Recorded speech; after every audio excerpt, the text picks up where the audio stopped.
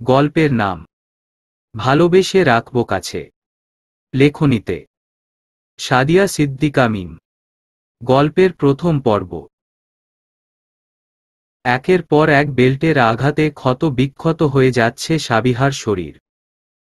সাবিহা ব্যথায় ছটফট করে কাঁদছে, কিন্তু সেদিকে কাব্যর একদমই হুঁশ নেই। দরজার বাইরে থেকে অনবরত সবাই বলছে সাবিহাকে ছেড়ে দিতে, কিন্তু সেসব কিছুই কাব্যর কানে পৌঁছাচ্ছে না। সে ব্যস্ত তার রাগ কমানোর জন্য। একসময় সাবিহা আর সহ্য করতে না পেরে জ্ঞান হারায়। সেটা দেখে কাব্য সাবিহার গাল চেপে ধরে বলে উঠে, আমার কথা শুনলি না? আমি যেটা করতে বারণ করেছি সেটাই করেছিস। প্রতিশোধ নিলি তো, তাই না? আমার জানকে কষ্ট দিয়ে প্রতিশোধ নিয়েছিস তুই, এবার বুঝো কেমন লাগে। সারাক্ষণ কানের কাছে বলেই চলিস ভালোবাসি কাব্য ভাই, আমি বারণ করার পরও শুনিসনি। আর আজ যখন আমার ভালোবাসার মানুষকে দেখলি তখন তাকে সহ্য করতে পারলি না, তাই না? বলেছিলাম ঈশার থেকে দূরে থাকবি, কিন্তু শুনলি না তুই। আমার ভালোবাসাকে কষ্ট দিলি, সহ্য করতে না পেরে ঈশাকে কষ্ট দিয়ে দিলি এভাবে। তোকে আজকে মেরেই ফেলবো আমি। তারপর আবারও কাব্য অমানুষের মতো মারছে। কাব্য থামছেই না, অনবরত মেরাই চলেছে। এভাবে অনেকক্ষণ নিজের ইচ্ছে মতো নির্যাতন করে যায়। একটা সময় কাব্য ক্লান্ত হয়ে পড়ে, তখন সাবিহাকে ছেড়ে দিয়ে দরজা খুলে বের হয়ে যায় ঘর থেকে। তখনই হুড়মুড়িয়ে ঘরে প্রবেশ করেন সবাই। এসে সাবিহাকে রক্তাক্ত অবস্থায় দেখে তাদের বুকের ভিতরটা মোচড় দিয়ে উঠল। তারা আর কিছু না ভেবে সাবিহাকে হসপিটালে নিয়ে যায়। অন্যদিকে কাব্য অনেক জোরে গাড়ি ড্রাইভ করছে, তার পাশেই তার গার্লফ্রেন্ড ঈশা হাতে ফু দিচ্ছে আর ন্যাকা কান্না কাঁদছে। কাব্য একবার অস্থির চোখে ঈশাকে দেখছে তো আরেকবার সামনের দিকে তাকিয়ে ড্রাইভ করছে। ঈশা এবার ন্যাকামি করে বলে উঠল, বেবি দেখো না হাতটা কত লাল হয়ে গেছে, খুব জ্বলছে আমার। কিছু হবে না জান, সব ঠিক হয়ে যাবে। আরেকটুখানি পথেই, আমরা এখনই হসপিটালে পৌঁছে যাব। কিছুক্ষণ পর কাব্য ঈশাকে নিয়ে হসপিটালে পৌঁছে যায়। কাব্য দৌড়ে ভিতর থেকে ডাক্তার আর নার্সকে ডেকে নিয়ে আসে। ডাক্তার আর নার্সরা আসার পর কাব্য তাদের ঈশার হাত দেখতে বলে। ডাক্তার আর নার্স ঈশার হাত দেখে একে অপরের দিকে তাকায়।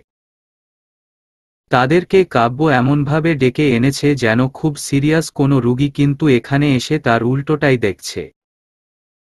ডাক্তারকে কিছু করতে না দেখে কাব্য রেগে ডাক্তারের উদ্দেশ্যে বলে উঠল, আপনারা এখনো চুপ করে দাঁড়িয়ে আছেন কেন? দেখতে পাচ্ছেন না আমার জান কষ্ট পাচ্ছে? আপনারা তাড়াতাড়ি কিছু করুন। ডাক্তার অবাক হয়ে বলে উঠল, আপনি কি আমাদের সাথে ফান করছেন? হাতে তো কিছুই হয়নি, আর আপনি আমাদের এমনভাবে ডেকে আনলেন যেন কত সিরিয়াস কিছু হয়ে গেছে। এই ডাক্তার দেখতে পাচ্ছিস না আমার জান কষ্ট পাচ্ছে, আর তুই এখানে সিরিয়াস বিষয় খুঁজছিস? এখনই ওর কষ্ট কমিয়ে দে, নয়তো তোর কষ্ট বাড়িয়ে দিব আমি। কাব্য রেগে ডাক্তারের কলার ধরে বলে উঠল। ডাক্তার ভয় পেয়ে যায়, তাই চুপচাপ ঈশার হাতে মলম লাগিয়ে ব্যান্ডেজ করে দেয়। তখন কাব্য ঈশার কাঁধে হাত রেখে নরম গলায় বলে উঠে, আমার জানের কি এখনো কষ্ট হচ্ছে? ঈশা মুচকি হেসে মাথা দুই পাশে নেড়ে না জানালো, অমনি কাব্যর মুখেও হাসি ফুটে উঠল। ঈশা বলে উঠল, বেবি, যার জন্য আমি এত কষ্ট পেলাম তুমি কি তাকে কিছুই করবে না? কে বলেছে করব না? আমার জানকে যে কষ্ট দিবে তাকে তার থেকে দ্বিগুণ কষ্ট ফিরিয়ে দিব আমি। আমার জানের হাতে চা ফেলে দিয়েছে ওই থার্ড ক্লাস মেয়েটা, আর আমি তাকে এমনি এমনি তো ছেড়ে দিব না। আমি তাকে তার উপযুক্ত শাস্তি দিয়েই এখানে এসেছি। কাব্যর কথা শুনে ঈশার মুখের হাসিটা চওড়া হল। কাব্য মুচকি হেসে ঈশাকে নিয়ে হসপিটাল থেকে বের হয়ে গেল। ফ্ল্যাশব্যাক। কাব্য আর সাবিহা মামাতো আর ফুফাতো ভাই বোন। সাবিহা মধ্যবিত্ত পরিবারের মেয়ে। সাবিহা তার বাবা মায়ের দ্বিতীয় সন্তান। সাবিহার বড় একটা বোন আছে, নাম শিলা। সাবিহা এবার ক্লাস 10-এ পড়ে আর শিলা অনার্স তৃতীয় বর্ষে। সাবিহার বাবা একজন কলেজ প্রফেসর। অন্যদিকে কাব্য বড়লোক বাবার সন্তান। কাব্যরা 3 ভাই বোন, সবার বড় ভাই মেঘ, তারপর কাব্য, আর ছোট বোন হিয়া। হিয়া আর সাবিহা একসাথেই পড়াশোনা করে। কাব্য অনার্স ফাইনাল ইয়ারে পড়ছে এবার। আর মেঘ একজন ডাক্তার। আজ মেঘ আর শিলার এনগেজমেন্ট ছিল, সেই সুবাদে আজ সবাই এক হয়েছে। আর উপস্থিত ছিল কাব্যর গার্লফ্রেন্ড ঈশাও। কাব্য আর ঈশার রিলেশনের কথা সবাই জানে, তাই ঈশাকেও ইনভাইট করা হয়েছে। কাব্য ঈশাকে পাগলের মতো ভালোবাসে। সবাই তাদের রিলেশনে রাজি থাকলেও রাজি নয় মেঘ আর মেঘের মা মিসেস লতা। মেয়েটাকে মেঘ আর মিসেস লতা একদমই পছন্দ করে না। কেন করে না তা আস্তে আস্তে ক্লিয়ার হয়ে যাবে। সাবিহা আর হিয়া আজ মেরুন কালারের একটা গাউন পরেছে, তার সাথে হালকা সাজ, তাতেই দুজনকে কোনো পরীর থেকে কম লাগছে না।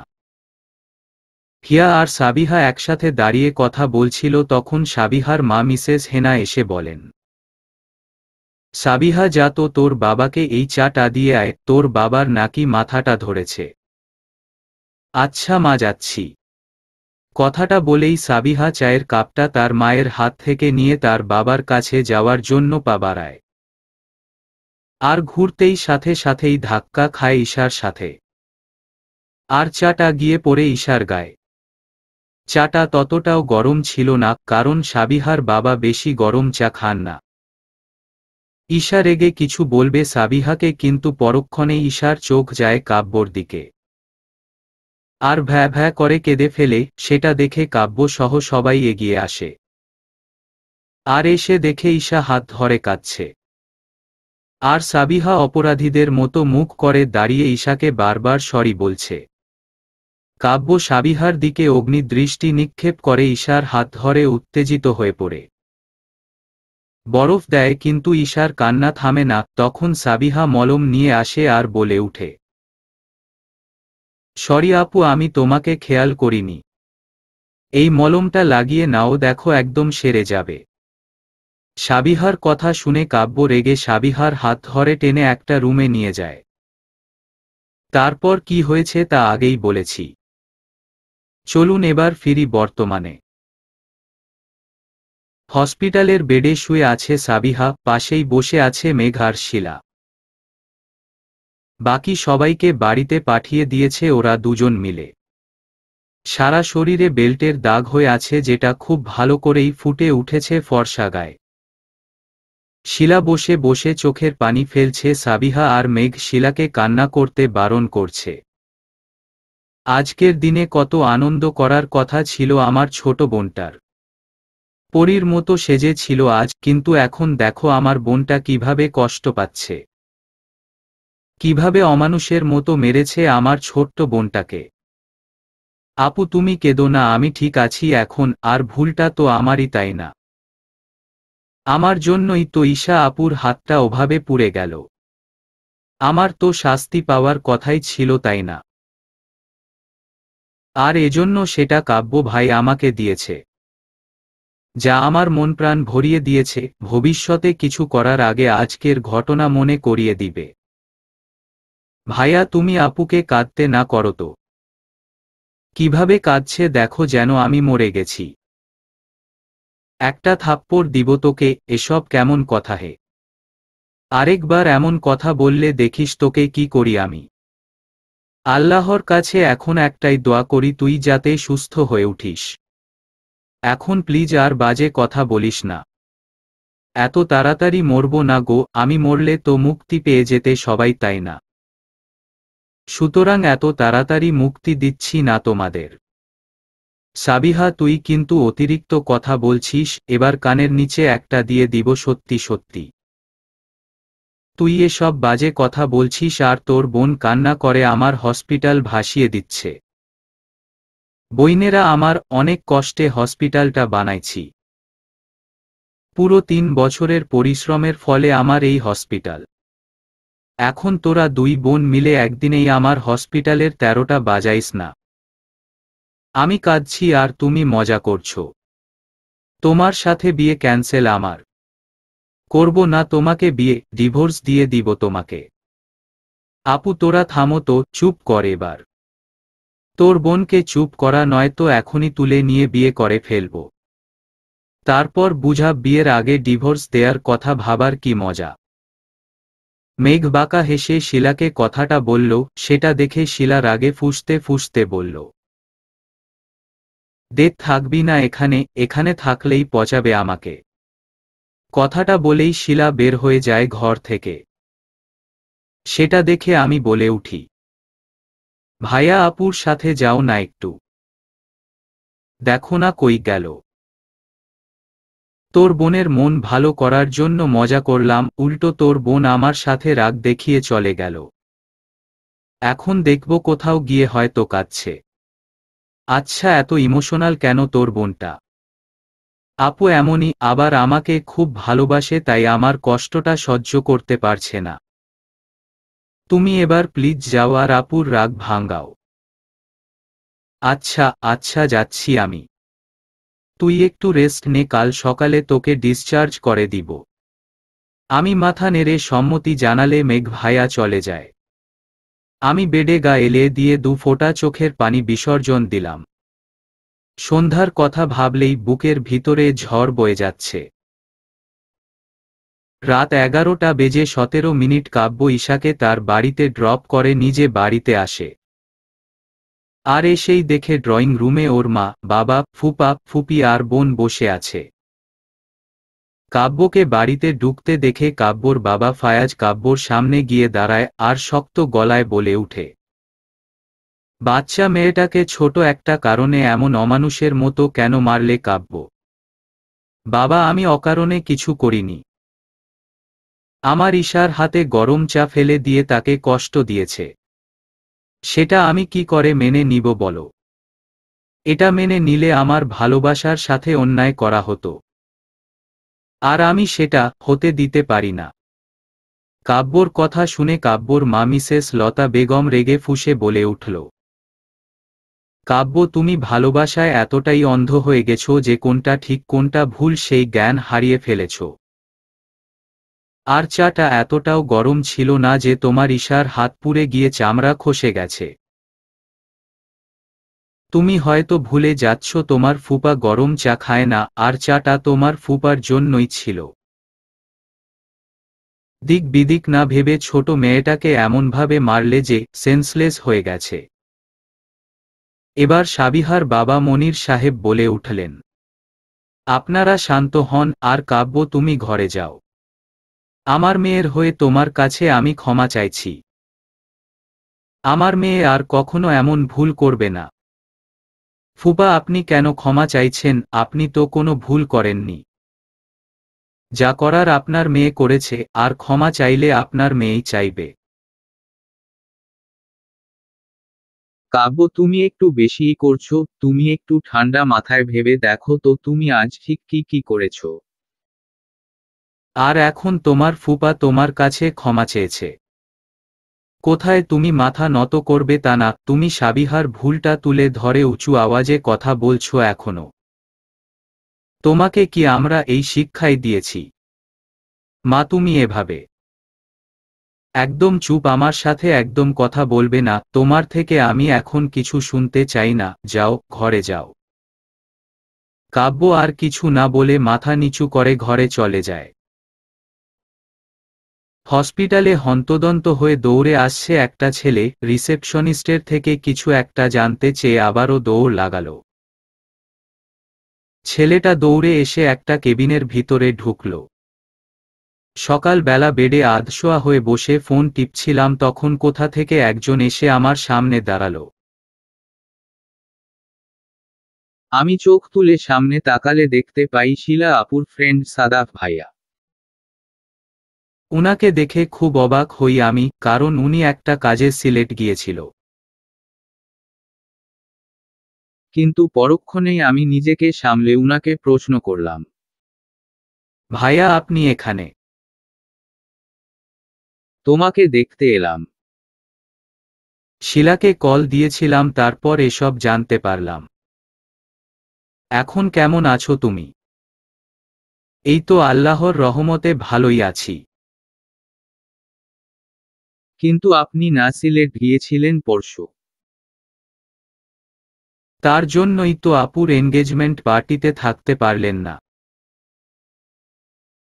হ্যাঁ মানে কাল রাতেই ফিরেছি। আপনার না 1 সপ্তাহ পর ফিরার কথা ছিল? সন্দেহ করে বললাম। কাজ শেষ হয়ে গেছে তাই কাল রাতেই ফিরে এলাম, কিন্তু এসব কিভাবে হলো সাবিহা? এমন অমানুষের মতো তোমার ভাইয়া মারলো আর তোমরা এখনো চুপ করে আছো কেন?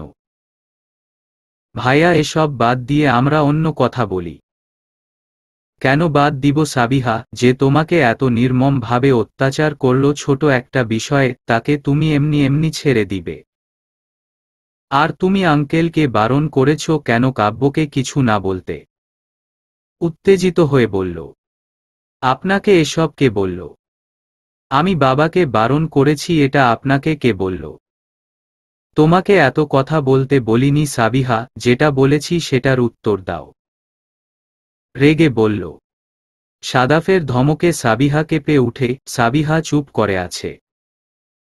সেটা দেখে সাদাফ আবারও ধমকে বলে উঠে।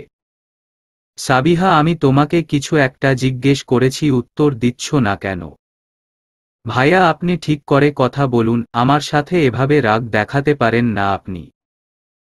আমি রাগ দেখিয়ে কথা বললে তোমার সেটা সহ্য হয় না। আর তোমার ভাই যে তোমাকে এত নির্মমভাবে আঘাত করল, সেটা তোমার ঠিকই সহ্য হয়ে গেল তাই না?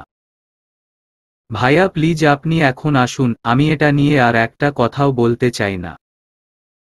সাবিহার কথা শুনে সাদাফ আর এক মুহূর্তও দাঁড়ায় না। গড়গড়িয়ে কেবিন থেকে বের হয়ে যায় রাগে ফুঁসতে ফুঁসতে। আমি বড় করে কয়েকটা শ্বাস নিয়ে ভাবতে থাকি কালকে সন্ধ্যার কথা। ফ্ল্যাশব্যাক। সন্ধ্যাবেলা সাবিহাকে হসপিটালে ভর্তি করার কতক্ষণ পরেই সাবিহার জ্ঞান ফিরে। তখন সাবিহাকে একে একে সবাই দেখে বের হয়ে যায় কেবিন থেকে। কিন্তু থেকে যায় সাবিহার বাবা মনির সাহেব। মনির সাহেব সাবিহার কাছে গিয়ে সাবিহার মাথায় হাত বুলিয়ে নরম গলায় বলে উঠে, আমার ছোট্ট প্রিন্সেস এখন কেমন আছে? সাবিহা দুর্বল গলায় বলে উঠে, আমি ভালো আছি বাবা, কিন্তু তোমার চোখ এমন ফুলা লাগছে কেন? নিশ্চয়ই কেঁদেছ তুমি, তাই না? মনির সাহেবের চোখ থেকে দুফোঁটা জল গড়িয়ে পড়ল, সেটা দেখে সাবিহা অস্থির হয়ে বলে উঠল, বাবা তুমি কেঁদো না, তুমি কাঁদলে তো আমার খুব কষ্ট হয়। আমি আমার প্রিন্সেসকে রক্ষা করতে পারিনি। একটা ছেলে আমার প্রিন্সেসকে এভাবে অমানুষের মতো মারল, কিন্তু আমি কিছুই করতে পারলাম না। ঘৃণা হচ্ছে নিজের প্রতি। ঘৃণা হচ্ছে যে আমি একজন বাবা হয়ে একটা অমানুষের হাত থেকে নিজের মেয়েকে বাঁচাতে পারলাম না। বাবা তুমি প্লিজ শান্ত হও, তোমারই বা কি করার ছিল তখন? তোমরা যাতে কিছু করতে না পারো তার জন্যই তো উনি ওভাবে দরজা বন্ধ করে মেরেছে আমায়। তুমি এসব ভেবে কষ্ট পেও না বাবা, আমি এখন ঠিক আছি দেখো। আমিও ঠিক আছি মামনি, তখন কিছু করতে পারিনি তো কি হয়েছে? কিন্তু এবার আর কাব্যকে আমি ছেড়ে দিব না। কাব্যকে তার কর্মের ফল দিয়েই ছাড়ব আমি। বাবা তুমি কিছুই করবে না কাব্য ভাইকে? মানে? মানে হলো তুমি কাব্য ভাইকে কিছু করবে না, উনাকে কিছু বলবেও না তুমি? তুই এসব কি বলছিস? যে তোকে এভাবে মারলো তাকে আমি এমনি এমনি ছেড়ে দিব নাকি?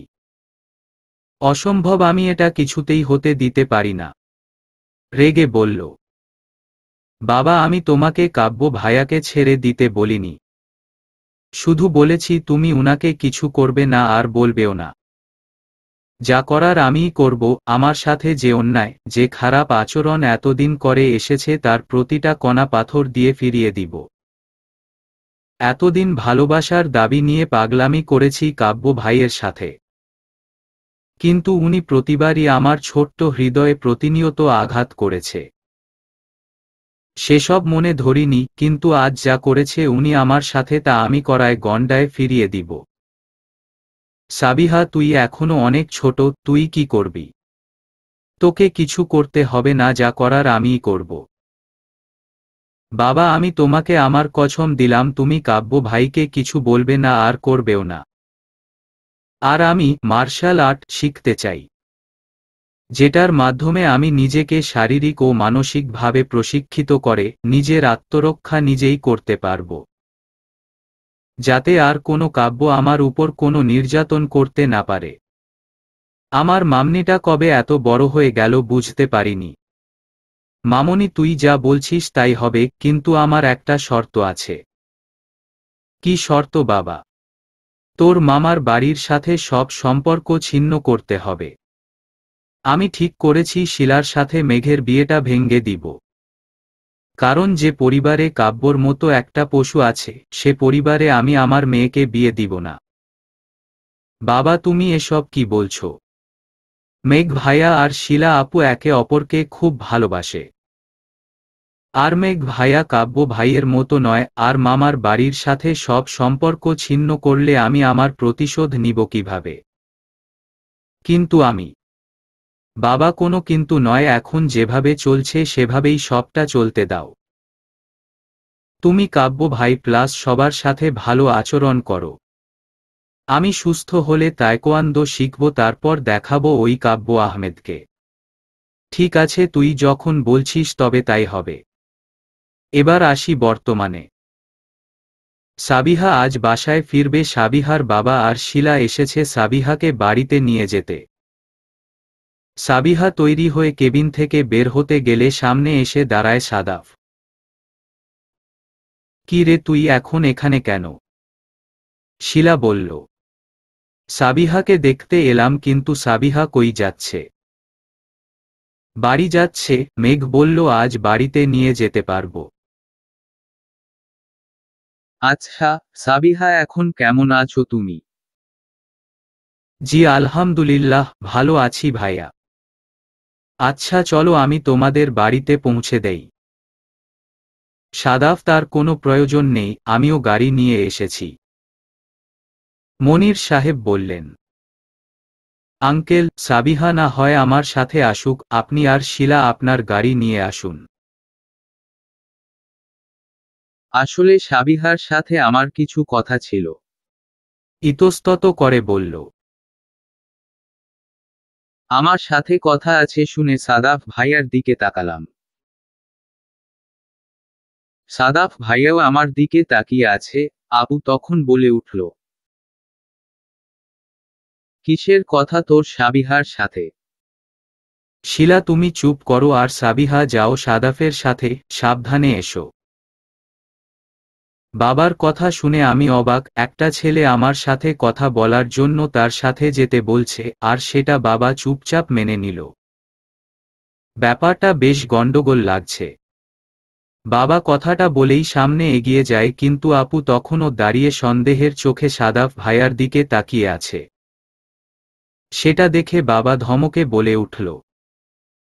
শিলা, তোমাকে আমার সাথে আসতে বলেছি, দাঁড়িয়ে থাকতে বলিনি ওভাবে। জি বাবা, আসছি। তারপর আপু আর বাবা চলে যায়। আমি একটা দীর্ঘশ্বাস ফেলে সাদাফ ভাইয়ার দিকে তাকালে উনি বলে উঠে, চলো যাওয়া যাক। আমি মাথা নেড়ে সম্মতি জানালে সাদাফ ভাইয়া হাঁটা শুরু করে। আমিও তার পিছন পিছন হাঁটা ধরি।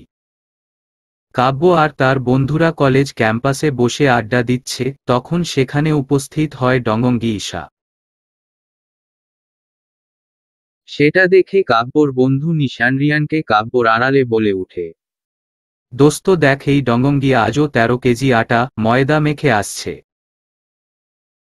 ভালোই তো হয়েছে রে দোস্ত, আমাদের বন্ধুর আর আটা ময়দা কেনা লাগবে না, এই ডঙ্গঙ্গির মুখ থেকে আটা ময়দা দিয়েই লুচি প্লাস রুটি বানাতে পারবে। আটা ময়দা কেনার টাকা বেঁচে গেল কাব্যর। নিশান রিয়ানের মাথায় একটা গাঁট্টা মেরে বলে উঠল, তোর মাথা ছাগল একটা, ছাগলের মতো দুইটা শিঙি আছে কিন্তু গরুর মতো গুথা দিতে পারবি না।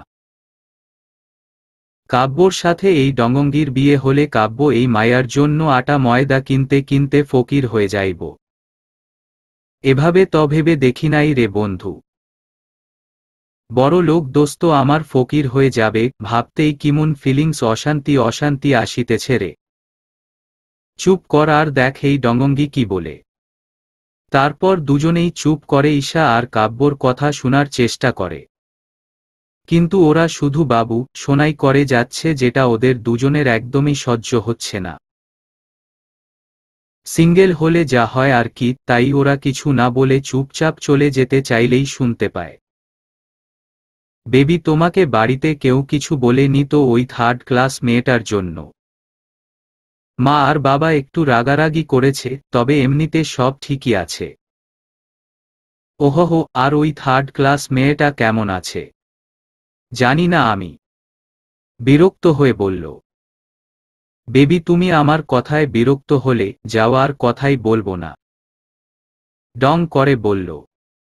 আরে জান রাগ করো না প্লিজ, আমি তোমার কথায় বিরক্ত হইনি। বিরক্ত হয়েছি ওই মেয়েটার কথা মনে করে। তুমি প্লিজ রাগ করো না জান। ঠিক আছে রাগ করব না, কিন্তু আমাকে আজ শপিং করে দিতে হবে কিন্তু। হেসে বলল। ওকে আমার জান যা বলবে তাই হবে। এখন দেখি তো আমার জানের হাতটা কেমন আছে। তারপর কাব্য ঈশার হাতটা দেখে হাতে একটা চুমু দিয়ে বলল, সেরে যাবে খুব তাড়াতাড়ি। Hmm baby, love you. Love you too. আচ্ছা বেবি আমি একটু আসি, পার্লারে যাব। বিকালে তো শপিং করতে হবে, তার জন্য একটু সাজুগুজু করে আসি। আচ্ছা জান আমি তোমাকে পৌঁছে দিয়ে আসি চলো। না না আমি একাই যেতে পারবো। শিউর তো? হুম বেবি শিউর, এখন আমি আসি। ওকে সাবধানে যেও। Okay baby. তারপর ডঙ্গঙ্গি ডং করতে করতে চলে যায়। আর কাব্য ঈশার যাওয়ার দিক থেকে চোখ সরিয়ে ওর বন্ধুদের দিকে তাকালে দেখতে পায় তারা ওর দিকে রাগী চোখে তাকিয়ে আছে। সেটা দেখে কাব্য ভ্রুকুচকে বলে উঠে, হোয়াট হ্যাপেন? তুই সাবিহার সাথে আবার কি করেছিস কাব্য? রিয়ান গম্ভীর হয়ে বলল, তোরাও এখন মা বাবার মতো শুরু করিস না প্লিজ। এসব ন্যাকামি আর ভালো লাগছে না। বিরক্ত হয়ে বলল, তুই একটু বেশি বাড়াবাড়ি করছিস, বাচ্চা একটা মেয়ে এখনো পৃথিবীটা ভালো করে চিনে উঠতে পারেনি। আবেগ হোক বা সত্যি ভালোবাসা হোক, মেয়েটার বয়সী বা কত এখন? সারাক্ষণ তোর পিছন পিছন ঘুরে ভালোবাসি ভালোবাসি বলে, আর তুই সাবিহার সাথে কত খারাপ আচরণই না করিস। এমন খারাপ আচরণ না করে ঠান্ডা মাথায় একটু বুঝালেও তো পারিস, তা না করে তোর ওই ডঙ্গঙ্গি গার্লফ্রেন্ডের কথায় নাচস।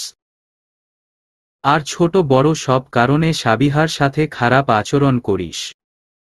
এত অন্যায় আল্লাহ সইবে না, তোর কর্মফল তুই ঠিকই পাবি। নিশান খুব রেগেই কথাগুলো বলে তারপর সেখানে আর দাঁড়ায় না। নিশানের পিছন পিছন রিয়ানও চলে যায়। কারণ তারা সবই জানে, আর এটাও জানে যে কাব্য সাবিহার সাথে কেমন আচরণ করে।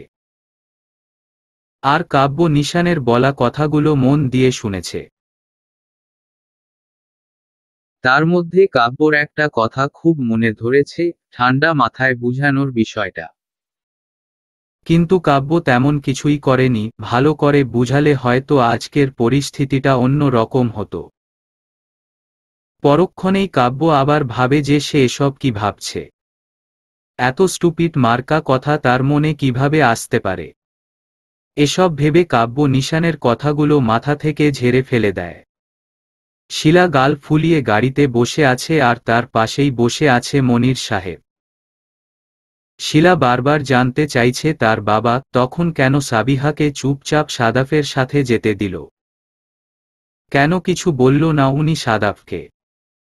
কিন্তু যতবারই জানতে চেয়েছে ততবারই মনির সাহেব ধমক দিয়ে শিলাকে চুপ করিয়ে দিয়েছে। তাই সে গাল ফুলিয়ে বসে আছে, সেটা মনির সাহেব দেখেও না দেখার ভান করে বসে আছে। এখন রাগ না দেখালে মেয়েটা তার মাথা খারাপ করে ফেলবে সবটা জানতে চাওয়ার জন্য। যেটা এখন উনি জানাতে চাইছে না, তাই চুপচাপ বসে ফোন টিপছেন উনি। অন্যদিকে সাদাফ গাড়িটা একটা পার্কের সামনে দাঁড় করাই। হঠাৎ গাড়ি থামানোতে আমি আশেপাশে তাকিয়ে দেখি একটা পার্কের সামনে আছি আমরা। আমি সেটা দেখে সাদাফ ভাইয়ার দিকে ভ্রু কুঁচকে তাকালে উনি নামতে ইশারা করে। এখানে নামবো কেন? আমাদের তো বাড়িতে যাওয়ার কথা ছিল। আরও একটা কথাও ছিল যে তোমার সাথে আমার কিছু কথাও আছে। তো কি হয়েছে? কি হয়েছে মানে, নামো গাড়ি থেকে, ধমকে বলল। আমি চুপচাপ গাড়ি থেকে নেমে পড়লাম, তারপর চুপচাপ একটা বেঞ্চে বসে পড়লাম। সাদাফ ভাইয়া একটা দোকান থেকে 2টা আইসক্রিম নিয়ে আমার পাশে বসলেন। আর একটা আইসক্রিম আমার দিকে এগিয়ে দিলেন। আমি ভ্রু কুঁচকে উনাকে বলে উঠলাম, আমাদের কি আইসক্রিম খাওয়ার কথাও ছিল?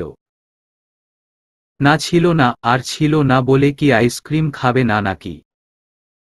না খাবো না আমি, আপনার যা বলার সেটা তাড়াতাড়ি বলুন, আমি বাড়িতে যাব।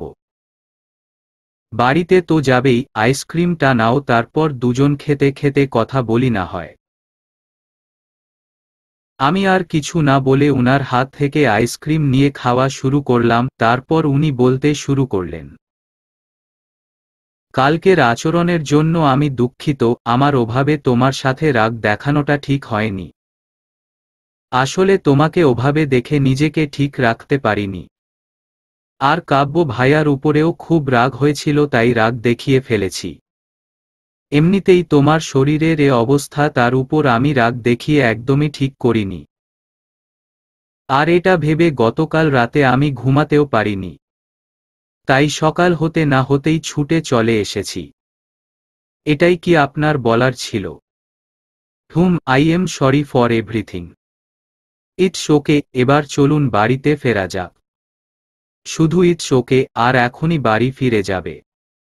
একটু বসি না হয় দুজনে, একটু সময় কাটাই এখানে। আর কি বলবো?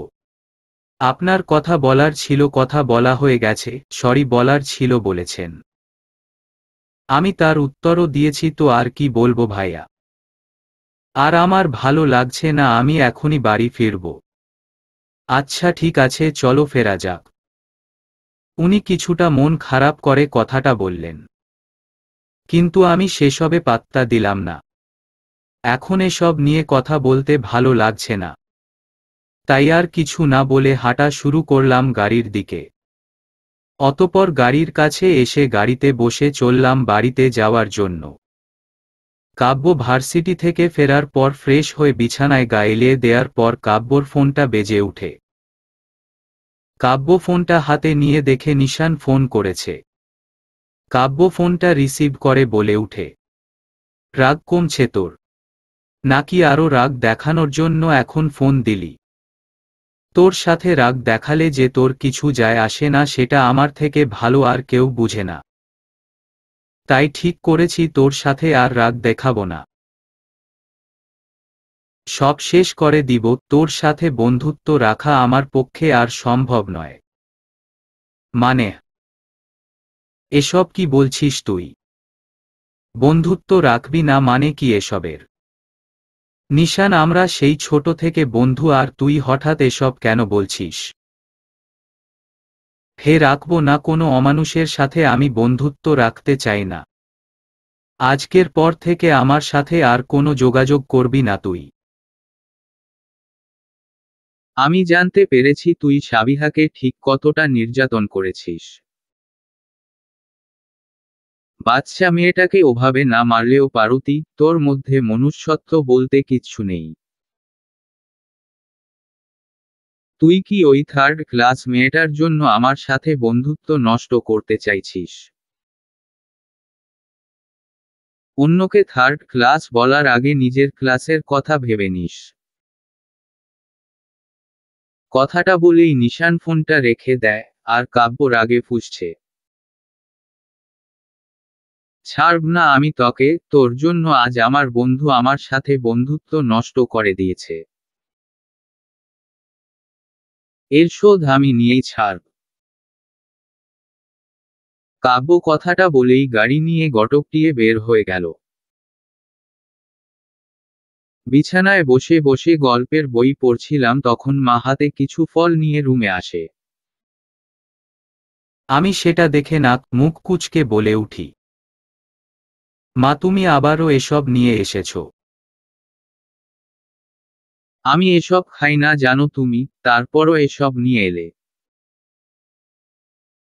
ফল না খেলে মাইর খাবি, চুপচাপ এসব খা।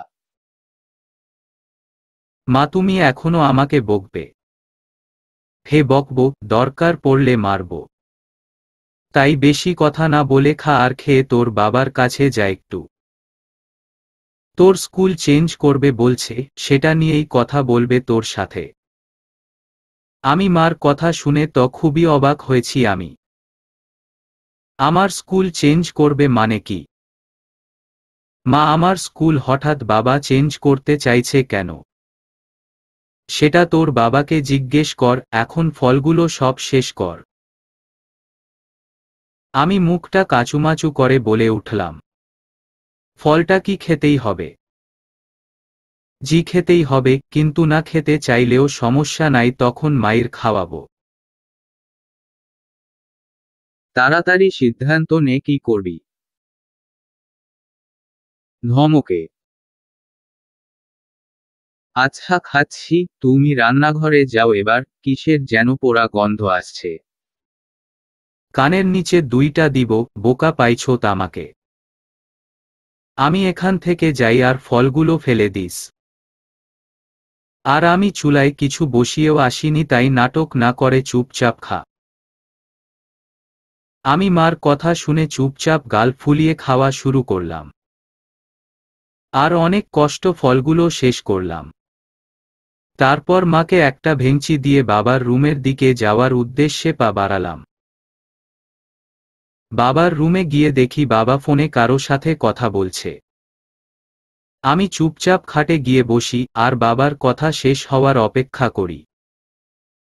একটু পর বাবার কথা শেষ হলে বাবা বলে উঠে, দুপুরের খাবার খেয়েছিস? হে বাবা খেয়েছি। ঔষধ খেয়েছিস? আরে বাবা হে সব খেয়েছি, এখন বলো তো তুমি হঠাৎ আমার স্কুল নিয়ে কেন পড়লে? আর 1.5 মাস পর আমার এসএসসি পরীক্ষা, এখন স্কুল চেঞ্জ করা মানে নির্ঘাত পরীক্ষায় চশমা পাব। আমি তোর ভালোর জন্যই স্কুল চেঞ্জ করতে চাইছি। বাবা একটু বুঝিয়ে বলো। মানে হলো তোর এই স্কুলে তায়কোয়ান্দো শেখানো হয় না, তাই তোর সুবিধার জন্য স্কুল চেঞ্জ করছি। আর সেখানে তায়কোয়ান্দো শেখানো হয়।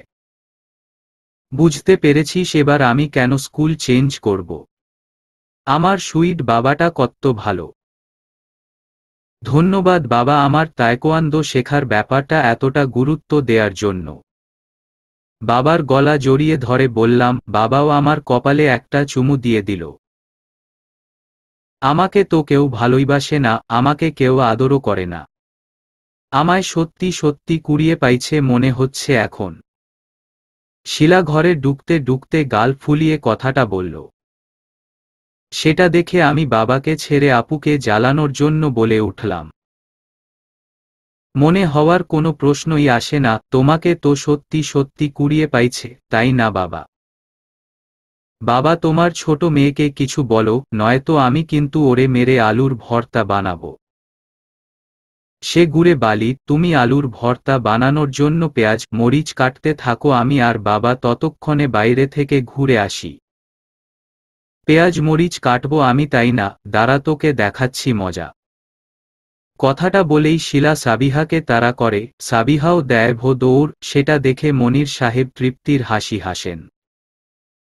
শিলার বিয়ের পর হয়তো সবকিছু অন্য রকম হয়ে যাবে।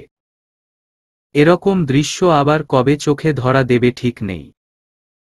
কেন যে মেয়েদের বিয়ে করে শ্বশুর বাড়িতে চলে যেতে হয়। এসব ভেবে মনির সাহেব একটা দীর্ঘশ্বাস ফেলে। কলিং বেলের আওয়াজে দুই বোন শান্ত হয়ে দাঁড়ায় আর সাবিহা যায় দরজা খুলতে, আর শিলাও পিছন পিছন যায় কে এসেছে দেখার জন্য। সাবিহা দরজা খুলে দেখে কাব্য দাঁড়িয়ে আছে। কাব্যর চোখ মুখ অসম্ভব রকম লাল হয়ে আছে, দেখে বুঝাই যাচ্ছে খুব রেগে আছে। কিন্তু সাবিহা সেসবে পাত্তা না দিয়ে দরজা থেকে সরে আসতে নিলেই শক্ত হাতের চর পড়ে সাবিহার গালে। সাবিহা গালে হাত দিয়ে কাব্যর দিকে রেগে তাকায়। কাব্য কিছু বলতে যাবে কিন্তু তার আগেই সাবিহা কাব্যর গালে ঠাস ঠাস করে 2টা থাপ্পড় বসিয়ে দেয়। আর রেগে বলে উঠে, সবকিছুর একটা লিমিট থাকে, কিন্তু তুই সে লিমিট ক্রস করে ফেলেছিস। তুই মানুষ নামের একটা অমানুষ, তোর তো সাহস কম নয়। আমার বাড়িতে এসে আমার গায়ে হাত তুলিস। সেদিন মেরেছিস, কিছু বলিনি বলে কি ভেবেছিস আজও কিছু বলবো না? যা ইচ্ছে তাই করতে পারবি আমার সাথে। আমি কি তোর খাই না পড়ি যে আমার গায়ে হাত তুলিস তুই? আমার বাবা মা ছোট থেকে এতটুকু বড় করেছে, তারা কখনো আমার গায়ে হাত তুলেনি, আর তুই কোন অধিকারে আমার গায়ে হাত তুললি? সাবিহার কথা শুনে কাব্য আর শিলা খুব অবাক হয়। কারণ যে মেয়ে কাব্য বলতে পাগল ছিল সে মেয়ে আজ এভাবে কাব্যকে তুই তুকারি করে কথা বলছে। শুধু তাই নয়, থাপ্পড়ও মেরেছে। সাবিহা আবারও বলে উঠে, এবার থেকে আমার গায়ে হাত তোলার আগে এই থাপ্পড়ের কথা মনে করে নিস। আমাকে তুই একটা দিবি, আমি তোকে তার ডাবল ফিরিয়ে দিব। বেরিয়ে যা এই বাড়ি থেকে, তোর মুখের দিকে তাকাতেও ঘৃণা হচ্ছে আমার। কাব্য আর কিছু না বলে রাগে ফুঁসতে ফুঁসতে বের হয়ে যায়। আর সাবিহা সদর দরজা আটকিয়ে হাঁটু মুড়ে নিচে বসে পড়ে। সাবিহার চোখ দিয়ে 2 ফোঁটা জল গড়িয়ে পড়ে। সেটা দেখে শিলা সাবিহাকে জড়িয়ে ধরে নরম গলায় বলে উঠে, সাবিহা কাঁদিস না, বাবা আর মা এসব জানতে পারলে আবার ঝামেলা হবে। তুই প্লিজ শান্ত হ। আপু, আমি আজ কাব্য ভাইয়ের গায়ে হাত তুলেছি, কিন্তু আপু বিশ্বাস করো আমি এমনটা চাইনি, আমি ভালোবেসে উনার পাশে থাকতে চেয়েছিলাম। কিন্তু উনি আমাকে এসব করতে বাধ্য করেছে। আমি তো উনাকে ভালোবেসেছিলাম, কিন্তু উনি আমাকে তার বিনিময়ে আঘাত ছাড়া আর কিছুই করেনি। তাই আজ আমাকে এতটা খারাপ হতে হলো। সেদিনের মারের পর থেকে উনার কথা মনে হলেই শরীরের প্রতিটা আঘাত আমার মনে করিয়ে দেয় যে উনি ঠিক কিভাবে আমাকে ক্ষত বিক্ষত করেছে। আর সেখানে উনি আজ আমার সামনে এসে আমার গায়ে আবারও হাত তুলেছে। তাই রাগটা আর কন্ট্রোল করতে পারিনি। আপু, আমি কি ভুল করেছি? না বোন, তুই কোনো ভুল করিসনি, যা করেছিস একদম ঠিক করেছিস। কাব্যর মতো ছেলের সাথে এমনটাই করতে হয়। তুই এসব ভেবে নিজেকে আর কষ্ট দিস না, কাব্য তার কর্মফল ঠিকই পাবে। উনার কর্মফল তো উনি পাবেই, আর আমি নিজে উনাকে তার পাপের শাস্তি দিব। সাদাফ শিলাকে এক নাগারে ফোন দিয়েই যাচ্ছে সাবিহার খোঁজ নেয়ার জন্য, কিন্তু কেউ ফোন ধরছে না। সাদাফের মাথায় নানা ধরনের খারাপ কথা ঘুরপাক খাচ্ছে। সাদাফ আর কিছু ভাবতে পারছে না, তাই আর কিছু না ভেবেই ছুটে চলল সাবিহাকে দেখার জন্য। কিন্তু গিয়ে যা দেখে তা দেখার জন্য মোটেও প্রস্তুত ছিল না সাদাফ। সাদাফ এসে দেখে সাবিহা 2টা ছেলের সাথে হেসে হেসে কথা বলছে, আর তার পাশেই শিলা বসে আছে। সাদাফের খুব রাগ হলো, ছেলেদের সাথে এত হেসে হেসে কথা বলার কি আছে বুঝে না সাদাফ। সাদাফের সাথে কথা বলার সময় তো মুখে এমন হাসিটা থাকে না, তবে কেন অন্য ছেলের সাথে কথা বলার সময় এই হাসি থাকবে? এসব ভেবে সাদাফের খুব রাগ হচ্ছে, তাই সে গটগটিয়ে সাবিহার সামনে গিয়ে দাঁড়ায়। নিশান ভাইয়া আর রিয়ান ভাইয়ার সাথে আমি আর আপু কথা বলছিলাম, তখন সেখানে উপস্থিত হয় সাদাফ ভাইয়া। উনাকে দেখে আপু বলে উঠে, আয় বসো এখানে, পরিচিত হও। উনারা হলেন, তোমার না শরীর ভালো না, তবে রেস্ট না নিয়ে এখানে বসে কি করছো? সাদাফ শিলাকে মাঝপথে থামিয়ে দিয়ে সাবিহাকে গম্ভীর হয়ে কথাটা বলে উঠল, সাদাফের হঠাৎ এমন আচরণে উপস্থিত সবাই অবাক। সাবিহা একবার শিলার দিকে তাকালো, তাকিয়ে দেখে শিলাও অবাক হয়ে তাকিয়ে আছে। তাই সাবিহা হালকা হেসে বলে উঠল, ভাইয়ারা এসেছে তাই ওদের সাথে কথা বলছিলাম, বসুন না আপনি। কে উনারা? চিনলাম না তো। আরে উনারা হলেন কাব্যর বন্ধু নিশান আর রিয়ান। সাবিহাকে দেখতে এসেছে। আর এটা হচ্ছে সাদাফ, আমার ফ্রেন্ড। শিলা বলল। শিলার কথা শুনে নিশান, রিয়ান আর সাদাফ হাত মেলাল। তখন নিশান বলে উঠল, আমাদের এখন আসতে হবে, একটু কাজ আছে। ভাইয়া এখনই চলে যাবেন? রাতের ডিনারটা করে গেলে হয় না? না বোন, খুব জরুরি একটা কাজ আছে। আমরা এখন আসি, অন্য একদিন আসব। তখন পেট ভরে খেয়ে যাব, আসি এখন, আর নিজের খেয়াল রেখো। সাবিহা মাথা নেড়ে সম্মতি জানালে নিশান আর রিয়ান বেরিয়ে যায়। তখন সাদাফ বলে উঠে, কাব্য ভাইয়া এমন একটা কাজ করার পরও তোমরা কিভাবে ওর ফ্রেন্ডদের এলাও করলে বাড়িতে? সাদাফ, দোষ কাব্য করেছে, ওর বন্ধুরা করেনি। ওরা বরং সাদিয়াকে অনেক স্নেহ করে, আর তাই তারা খবরটা পেয়ে ছুটে এসেছে সাবিহাকে দেখতে। দেখ গিয়ে, এর পিছনেও হয়তো ওই কাব্য আছে, হয়তো কোনো নতুন ফোন দিয়ে আটতাছে। ভাইয়া, সবাইকে এত সন্দেহ করার রোগ আপনার কবে হলো তোমার? আশেপাশে যা হচ্ছে তাতে সন্দেহ করাটাই স্বাভাবিক। অরে আমার গোয়েন্দা পুলিশ আসছে রে, এত গোয়েন্দাগিরি যখন জানিস তখন গোয়েন্দাগিরিটাই কর। পুলিশে জয়েন কর, তাতে করে আমাদের বাংলাদেশ অনেক উপকৃত হবে। শিলা, আমি একদমই মজা করছি না, আর না মজা করার মুডে আছি। ভালো লাগছে না এখন এসব, আসছি আমি। কথাটা বলেই সাদাফ বের হয়ে গেল। আর বেচারি শিলা বোকার মতো তাকিয়ে রয়েছে সাদাফের যাওয়ার দিকে। শিলা তো একটু মজা করেছে, তার জন্য এত রাগ দেখানোর কি হলো বুঝতে পারছে না শিলা।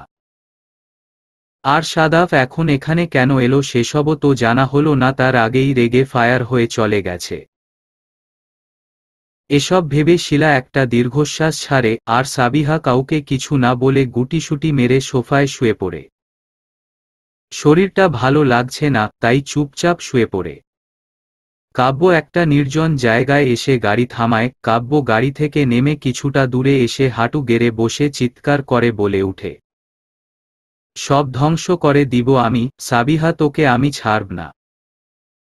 তোর কত বড় সাহস আমার গায়ে হাত তুলিস তুই? তোর ওই হাত যদি আমি না ভেঙ্গেছি তো আমার নামও কাব্য নয়। আজ আমি যতটা একা হয়েছি ঠিক ততটাই একা করে দিব তোকে। আমার ভালো থাকার সমস্ত কারণ তুই কেড়ে নিয়েছিস, তোকে তো আমি ছাড়ব না। এভাবে অনেকক্ষণ বসে থাকার পর কাব্য নিজের গাড়িতে গিয়ে বসে। আর ফোনটা হাতে নিয়ে দেখে 23+ কল এসেছে ঈশার ফোন থেকে। কাব্য সঙ্গে সঙ্গে কল ব্যাক করল। কয়েকবার রিং হওয়ার পর ঈশা কল ধরল। আর সাথে সাথে ঈশা রেগে বলে উঠল, এখন কল দেয়ার সময় হয়েছে তোমার? এখন কল না দিলেও পারতে, বিকালে শপিং করানোর নাম করে কোন দুনিয়ায় চলে গেছো? কাব্যর এমনিতেই মেজাজ খারাপ, তার উপর এই ডঙ্গঙ্গি রাগ দেখাচ্ছে। কাব্যর খুব রাগ হচ্ছে, কিন্তু কাব্য তার রাগটা কন্ট্রোল করে ঈশাকে বলে উঠল, সরি, আসলে একটু বিজি ছিলাম। কি এমন কাজ করছিলা যে এতটাই বিজি ছিলা আমার ফোনটাই ধরতে পারোনি? আরেকটা মেয়ের সাথে ছিলাম, তার জন্য বিজি ছিলাম। আর কিছু বলবি তুই? ধমকে বলল। ঈশা এবার ন্যাকা কান্না করে বলে উঠল, বেবি তুমি আমাকে তুই করে বলতে পারলে? আমাকে ধমক দিতে পারলে তুমি? যাওয়ার। ঈশা আর কিছু বলার আগেই কাব্য ফোনটা কেটে বন্ধ করে দেয়। কাব্যর এসব কিছুই ভালো লাগছে না। কাব্য এবার তার সমস্ত রাগ ঝাড়ে তার গাড়ির উপর। খুব স্পিডে গাড়ি চালাচ্ছে কাব্য, মনে হচ্ছে আধা ঘন্টার পথ 5 মিনিটেই শেষ করে ফেলবে। অন্যদিকে ঈশা ভাবছে হঠাৎ হলো কি এই ছেলের? যে ছেলে ঈশা বলতে পাগল আর আজ তার সাথে এমন করল কেন? তবে কি ঈশার প্রতি কাব্যর ভালোবাসা কমে গেল? না না, এমন হলে তো চলবে না, তবে তো সোনার ডিম পাড়া হাঁস হাতছাড়া হয়ে যাবে, যেটা ঈশা চাইছে না। তাই মনে মনে শয়তানি ফন্দি আটা শুরু করে দেয়। কিভাবে কাব্যকে নিজের পায়ের কাছে এনে ফেলা যায় সে ফন্দি। এদিকে সাদাফ বাড়িতে এসে মুখটা কালো করে ড্রয়িং রুমে বসে আছে। সাদাফকে এভাবে বসে থাকতে দেখে সাদাফের মা তার পাশে বসে বলে উঠেন, কি হয়েছে তোর, এভাবে বসে আছিস কেন? মা, আমি বিয়ে করব। মানে? অবাক হয়ে বলল। মানে হলো আমি বিয়ে করব, তুমি আঙ্কেলের সাথে কথা বলো। হঠাৎ এই কথা কেন বলছিস সাদাফ? সাবিহার তো এখনো বিয়ের বয়স হয়নি। আর তুই তো বলেছিলি তোর প্রতি সাবিহার মনে ফিলিংস হলে তারপর বিয়ে করবি। কিন্তু এখন হঠাৎ এ কথা কেন বলছিস, বুঝিয়ে বল আমাকে। মা, আমার মনে হচ্ছে সাবিহাকে আমি হারিয়ে ফেলব। আমি জানি সাবিহার মনে আমার জন্য কোনো ফিলিংস নেই। এতদিন সেটা মেনে নিলেও এখন মেনে নিতে পারছি না।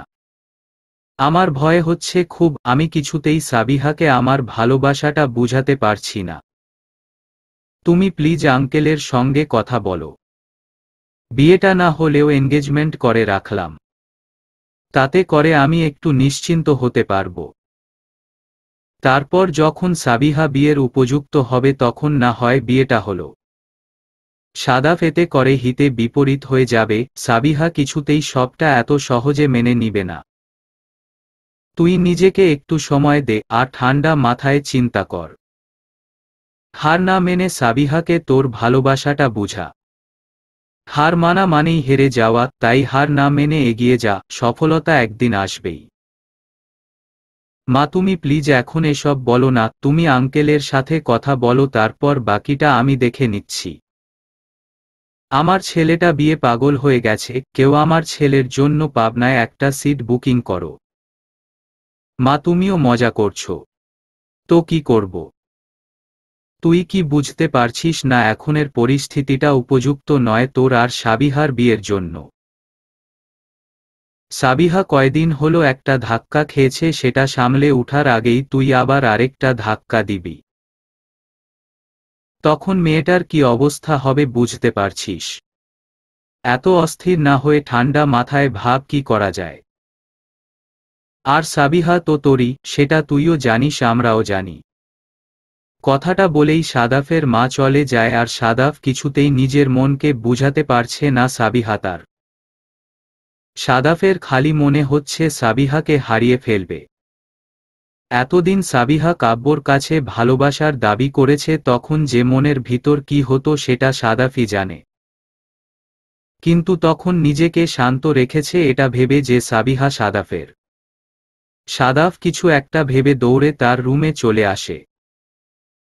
আর এসে ড্রয়ারে কিছু একটা খুঁজছে, একটু খোঁজার পরই পেয়ে যায়। সেটা দেখে সাদাফের ঠোঁটের কোণে হাসি ফুটে।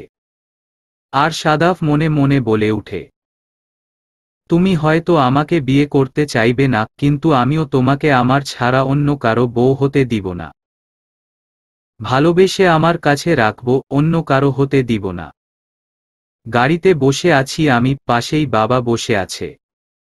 দৃষ্টি আমার বাইরের দিকে, মাঝে কেটে গেছে কয়েকদিন।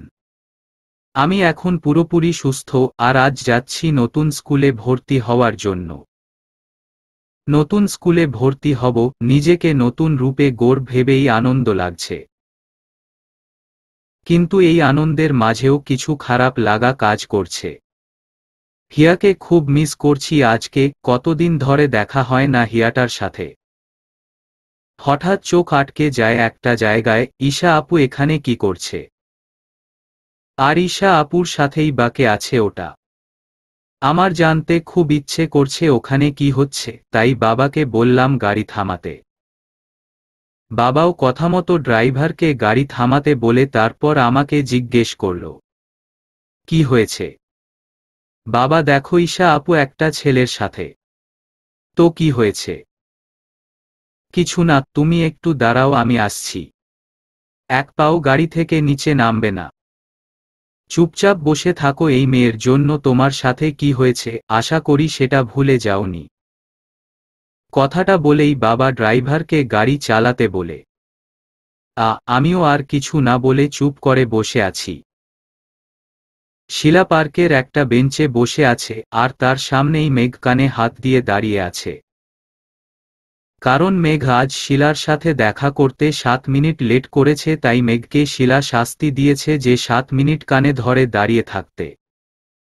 বেচারা মেঘ অনিচ্ছা সত্ত্বেও কানে ধরে দাঁড়িয়ে আছে। আশেপাশের সবাই মেঘের দিকে তাকিয়ে আছে, কেউ অবাক চোখে তাকিয়ে আছে আর কেউ হাসছে। সেটা দেখে মেঘ নিজেকে যতটা সম্ভব লুকাতে চাইছে। আর এসব কিছু শিলা বেশ এনজয় করছে। এভাবে 7 মিনিট কেটে যাওয়ার পর মেঘ শিলার হাত ধরে বলে উঠে, চলো এখান থেকে, জায়গা গরম হয়ে গেছে, এখানে আর থাকা যাবে না। কেন? কি হয়েছে এখানে? এখানে যথেষ্ট ঠান্ডা লাগছে। বইন আমার, চুপচাপ এখান থেকে চল। 7 মিনিট কানে ধরে দাঁড় করিয়ে রেখে তো সেলিব্রিটি বানাইয়া ফেলছ। মানসম্মান সব ইনজেকশন হয়ে গেছে। সবাই কিভাবে তাকিয়ে আছে দেখেছ তুমি, চলো এখান থেকে। মেঘের কথা শুনে শিলার খুব হাসি পাচ্ছে, তাই মেঘকে আরেকটু জ্বালানোর জন্য বলে উঠল, না আমি যাব না, জায়গাটা খুব সুন্দর আর খুব ভালো লাগতাছে আমার কাছে। তাহলে যাবে না তুমি? উহু, যাব না, আর তুমিও যাবে না। চুপচাপ আমার পাশে বসো, কথা না বলে। ওকে। কথাটা বলে মেঘ শিলার পাশে গিয়ে শিলাকে কোলে তুলে নেয়। হঠাৎ এমনটা হওয়াতে শিলা ঘাবড়ে যায় আর তাড়াতাড়ি মেঘের শার্ট আঁকড়ে ধরে। সেটা দেখে মেঘ শয়তানি হাসি দিয়ে বলে উঠে, এখন যদি তোমাকে আমি ফেলে দেই তবে আমার সম্মানের মতো তোমার সম্মানও ইনজেকশন হয়ে যাবে। কথাটা বলেই মেঘ আবার খিলখিলিয়ে হেসে উঠে। সেটা দেখে শিলা রেগে বলে উঠে, খালি ফেলো, তারপর দেখো না কি করি তোমাকে, একদম ডিভোর্স দিয়ে দিব। বাপরে, বিয়ে না হতেই ডিভোর্স? তো চলো বাসরটাও সেরে ফেলি। মেঘ শিলার দিকে কিছুটা ঝুঁকে বলে উঠল। শিলা সেটা দেখে বলে উঠল, উস্টা মাইরা পচা পানিতে নিয়ে ফেলবো আরেকবার এই কথাটা বললে। সেদিন সাবিহার সামনেও এমনটা বলেছ আর এখনো লজ্জা শরম কি সব নদীর জলে ভাসিয়ে দিছ নাকি? হে নদীর জলেই ভাসিয়ে দিয়েছি, আর এখন তোমাকেও ভাসিয়ে দিব। কথাটা বলেই মেঘ শিলাকে ফেলে দেয়। শিলা ভয় পেয়ে চোখ বন্ধ করে আল্লাহ বলে হালকা চিৎকার করে উঠে, কিন্তু শিলা কোনো ব্যথা না পাওয়ায় চোখ খুলে দেখে সে গাড়িতে বসে আছে। আসল কাহিনী হলো শিলা তখন কথা বলতে এতটাই ব্যস্ত যে মেঘ গাড়ির দরজা খুলে ফেলেছে খেয়ালই করেনি। শিলাকে গাড়িতে বসিয়ে মেঘ সিট বেল্ট লাগিয়ে দেয় আর শিলা ঠোঁটে হালকা একটু চুমু খায়। সেটা দেখে শিলা চোখ বড় বড় করে তাকায় মেঘের দিকে। আর মেঘ শিলাকে চোখ মেরে নিজের সিটে বসে ড্রাইভ করা শুরু করে। খাবো না, কিচ্ছু খাবো না আমি। মামুকে রাজি না করালে কিছু খাবো না আমি। সাবিহা, একদম পাগলামি করবে না, চুপচাপ খেয়ে নাও, মেডিসিন নিতে হবে তোমাকে।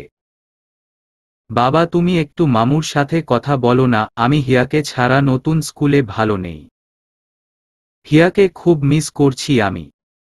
নতুন স্কুলে এখনো তোমার কারো সাথে বন্ধুত্ব হয়নি? হয়েছে তো, অনেকগুলো ফ্রেন্ডও হয়েছে। তবে তাদের সাথে সময় দাও, দেখো আস্তে আস্তে ভালো লাগবে। ভালো লাগবে না বাবা, আমার হিয়াকেই চাই। প্লিজ বাবা, তুমি মামুকে রাজি করাও না। হিয়া কোন স্কুলে পড়বে সেটা ওর পরিবারের ব্যাপার, আমরা জোর করার কে? বাবা জোর কোথায় করছো? শুধু বলবে আমার একা ভালো লাগছে না নতুন স্কুলে, তাই হিয়াকে চাইছি আমি।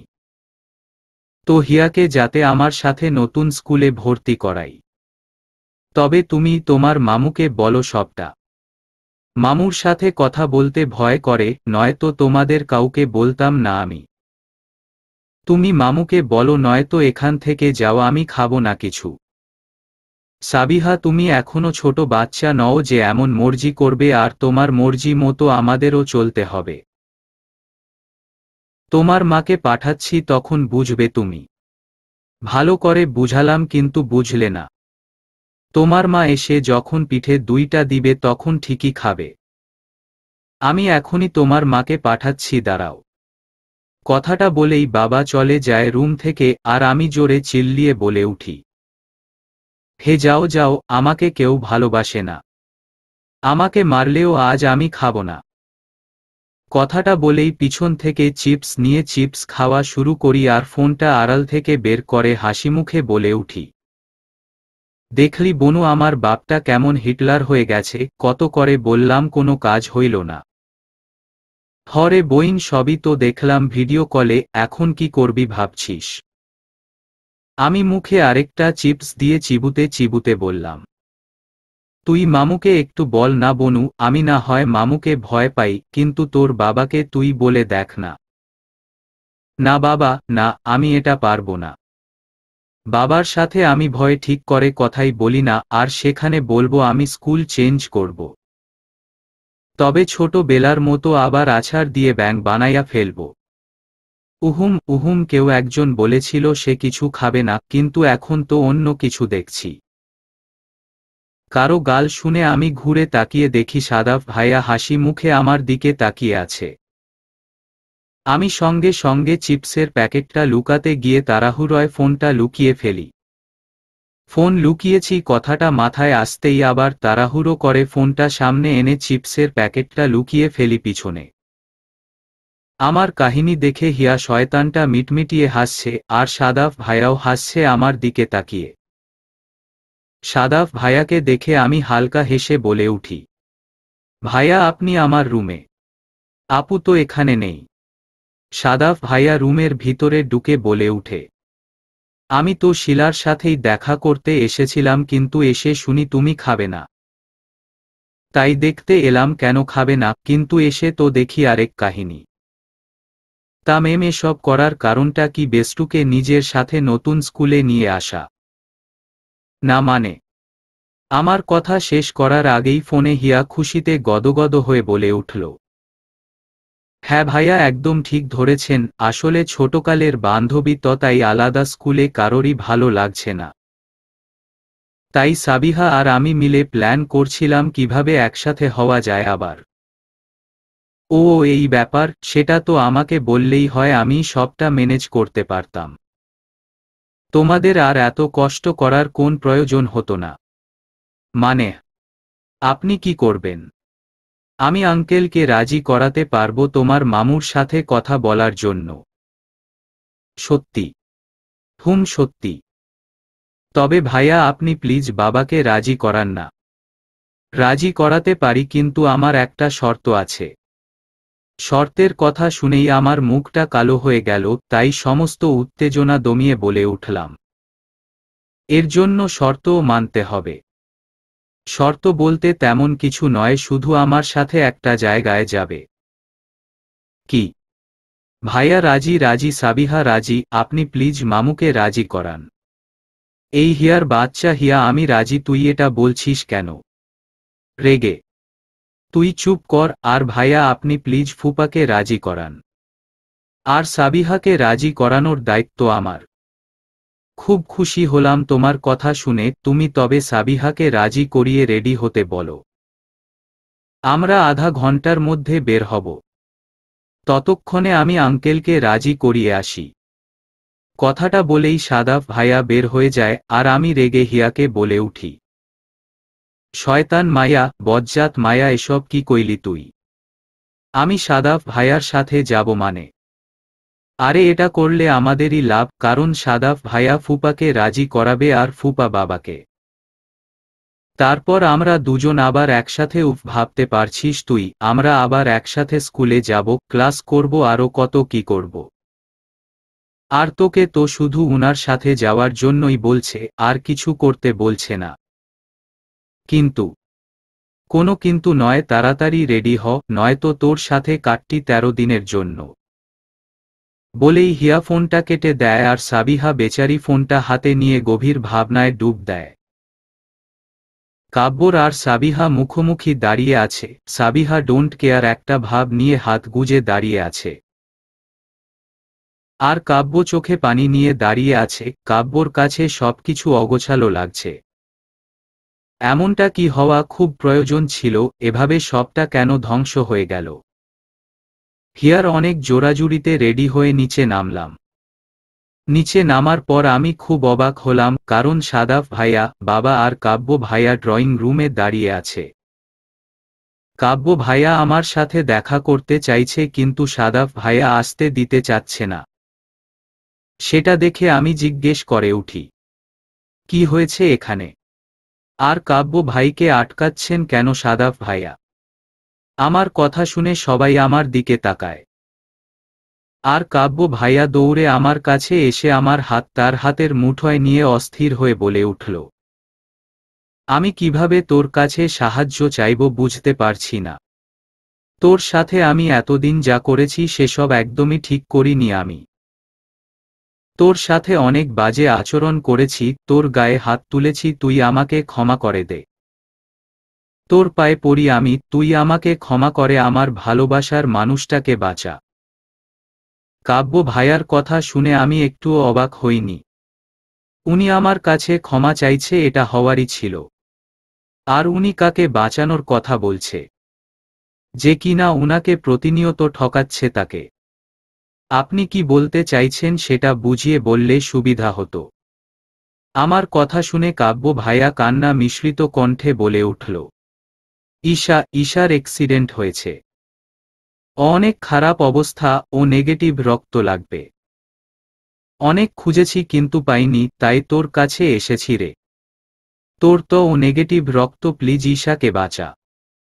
কাব্য, সাবিহা কোন রক্ত দিবে না? সাবিহা এখনো সুস্থ নয়, তুমি অন্য কোথাও চেষ্টা করতে পারো। আর সাবিহা সুস্থ থাকলেও আমি সাবিহাকে রক্ত দিতে দিব না, তুমি এখন আসতে পারো। প্লিজ ফুপা, এমন করো না, একটু দয়া করো। সাবিহা, তুই রক্ত দিয়ে দয়া করে 2টা জীবন বাঁচা। ঈশার কিছু হয়ে গেলে আমি বাঁচব না, প্লিজ সাবিহা, তুই কিছু একটা কর। কাব্য ভাইয়ের এত আকুলতা দেখে আমার হাসি পাচ্ছে। একটু পরে তো এই আকুলতা ঘৃণাতে পরিণত হবে। কাব্য ভাই, আপনি আজ আপনার ভালোবাসার মানুষটার জন্য যতটা অনুরোধ, অস্থিরতা দেখাচ্ছেন, সেদিন সাবিহার পরিবারের লোকজনও ঠিক এভাবে আপনার কাছে অস্থির হয়ে অনুরোধ করেছিল তাদের মেয়েকে ছেড়ে দিতে। কিন্তু আপনি ছাড়েননি, পশুর মতো অত্যাচার করেছিলেন সেদিন। আর আপনি আজ কিভাবে নিজের স্বার্থের জন্য এখানে এসে দাঁড়িয়েছেন? সাদাফ, প্লিজ একটু দয়া করো, আগে আমার ঈশাকে বাঁচাও, তারপর তোমরা আমাকে যা শাস্তি দিবে সবটা মাথা পেতে নিব। এখন প্লিজ ঈশাকে বাঁচাও। সাবিহাকে বলো না আমার সাথে যেতে। আপনি কার জন্য এত আকুলতা দেখাচ্ছেন যে কিনা নাটক করে হসপিটালের বেডে পড়ে আছে তার জন্য? আমার কথা শুনে উপস্থিত সবাই অবাক। কিন্তু কাব্য ভাই রেগে বলে উঠল, সাবিহা, ঈশাকে নিয়ে একটা বাজে কথাও বলবি না তুই। একটা মেয়ে হসপিটালে মৃত্যুর সাথে লড়াই করছে আর তুই কি না এসব বলছিস? রক্ত দিবি না সেটা স্পষ্ট করে বললেই হয়। এখন আমি বাজে কথা বলছি আপনার মনে হচ্ছে, কিন্তু কিছুক্ষণ পর আপনি কি করবেন সেটাই ভাবছি আমি। সাবিহা, তুমি এসব কি বলছো? কিছুই তো বুঝতে পারছি না। সাবিহা, তুই স্পষ্ট করে বল কেন এসব বলছিস? আর ঈশা নাটক করছে মানে কি? বাবা, একটু অপেক্ষা করো, তোমার মেয়ের জামাইকে আসতে দেও, তারপর সবটা ক্লিয়ার হয়ে যাবে। সাবিহা, এখন মজা করার সময় নয়, একটা মিনিট দেরি করলেও যে কোনো সময় যা কিছু হয়ে যেতে পারে। একটু দয়া কর আমার উপর, চল না আমার সাথে। সাবিহা, কোনো মজা করছে না, মজা করছে তোর গার্লফ্রেন্ড নামের ডাইনিটা। মেঘের কথা শুনে সবাই দরজার দিকে তাকালে দেখতে পায় মেঘ আর শিলা দাঁড়িয়ে আছে। আর মেঘের হাতে কাগজ। কাব্য সময় নষ্ট না করে মেঘের কাছে গিয়ে বলে উঠে, ভাইয়া প্লিজ এভাবে বলিস না, তুই একটু বল না সাবিহাকে রক্ত দিতে। নয়তো ঈশা বাঁচবে না, মরে যাবে ঈশা। আর ঈশার কিছু হয়ে গেলে আমিও বাঁচব না, প্লিজ ভাইয়া কিছু একটা কর। অবশ্যই কিছু তো করবই, কিন্তু তার আগে এই কাগজগুলো আর এই ভিডিওটা দেখে নে। তারপর যা করার করব আমরা। কথাটা বলেই মেঘ তার হাতের কাগজ আর শিলার ফোনটা হাতে দেয় কাব্যর। কাব্য সেটা হাতে নিয়ে দেখতে থাকে কি আছে ওই কাগজে। অনেকটা সময় নিয়ে কাব্য এসব দেখে, আর সবটা দেখে কাব্যর হাত থেকে কাগজ আর ফোনটা হাত থেকে পড়ে যায়। কাব্য হাঁটু গেড়ে ফ্লোরে বসে পড়ে। সবকিছু এলোমেলো হয়ে গেছে কাব্যর, এমনটা না হলেও পারত। এভাবে কেন সবটা ধ্বংস হয়ে গেল, কেন ঈশা এভাবে তার সাথে গেম খেলল? কাব্যর এই অবস্থা দেখে মেঘ কাব্যর পাশে বসে কাব্যর কাঁধে হাত দেয়। আর কাব্য মেঘকে জড়িয়ে ধরে হাউমাউ করে কাঁদতে থাকে। সেটা দেখে সাবিহা ডোন্ট কেয়ার একটা ভাব নিয়ে সাদাফের কাছে গিয়ে বলে উঠে, ভাইয়া চলুন যাওয়া যাক, আপনি তো বলেছিলেন আধা ঘন্টার মধ্যে বের হবেন, তাড়াতাড়ি চলুন। এমন মুহূর্তে সাবিহার এরকম কথায় সাদাফ খুব অবাক হয়। একে তো কাব্য কাঁদছে, কিন্তু কেন কাঁদছে সেটা ওরা কেউ জানে না। আর ঈশাকে নিয়েই বা ওরা কি বলছে সেটাও বুঝতে পারছে না। তার উপর সাবিহা এখন তাড়া দিচ্ছে বের হওয়ার জন্য। সবটা সাদাফের মাথার উপর দিয়ে যাচ্ছে, আরেকটু হলেই বেচারা জ্ঞান হারাবে। সাদাফকে কিছু বলতে না দেখে সাবিহা বলে উঠল, আপনি কি যাবেন? বাকি আমি গিয়ে চেঞ্জ করে ফেলব। সাদাফ নিজেকে সামলে বলে উঠল, সাবিহা কি হয়েছে একটু বুঝিয়ে বলো, আমি কিছুই বুঝতে পারছি না। কাব্য ভাইয়া এভাবে কাঁদছে কেন? কি আছে ওই ফোনে আর কাগজে? আপনি এসব নিয়ে গবেষণা করতে থাকুন, আমি গেলাম রুমে। কথাটা বলেই সাবিহা ঘরে চলে যায়, আর সবাই অবাক চোখে সাবিহার যাওয়ার দিকে তাকিয়ে থাকে। এমন একটা মুহূর্তে সাবিহার এমন গাছহারা ভাব দেখে সাদাফ আর সাবিহার বাবা বিরক্ত। তারা এবার শিলাকে জিজ্ঞেস করে উঠল কি হয়েছে।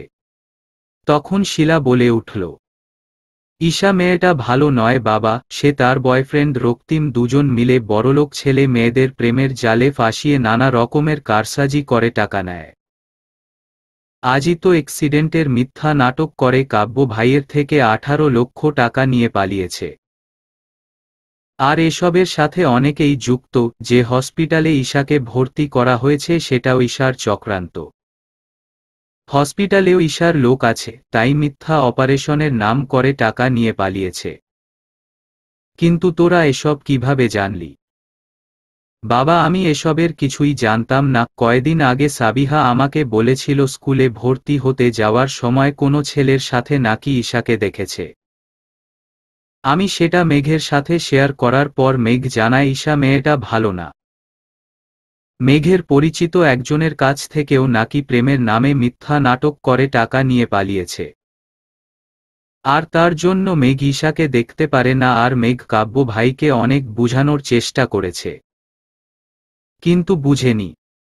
উনি ভালোবাসায় অন্ধ হয়েছিল।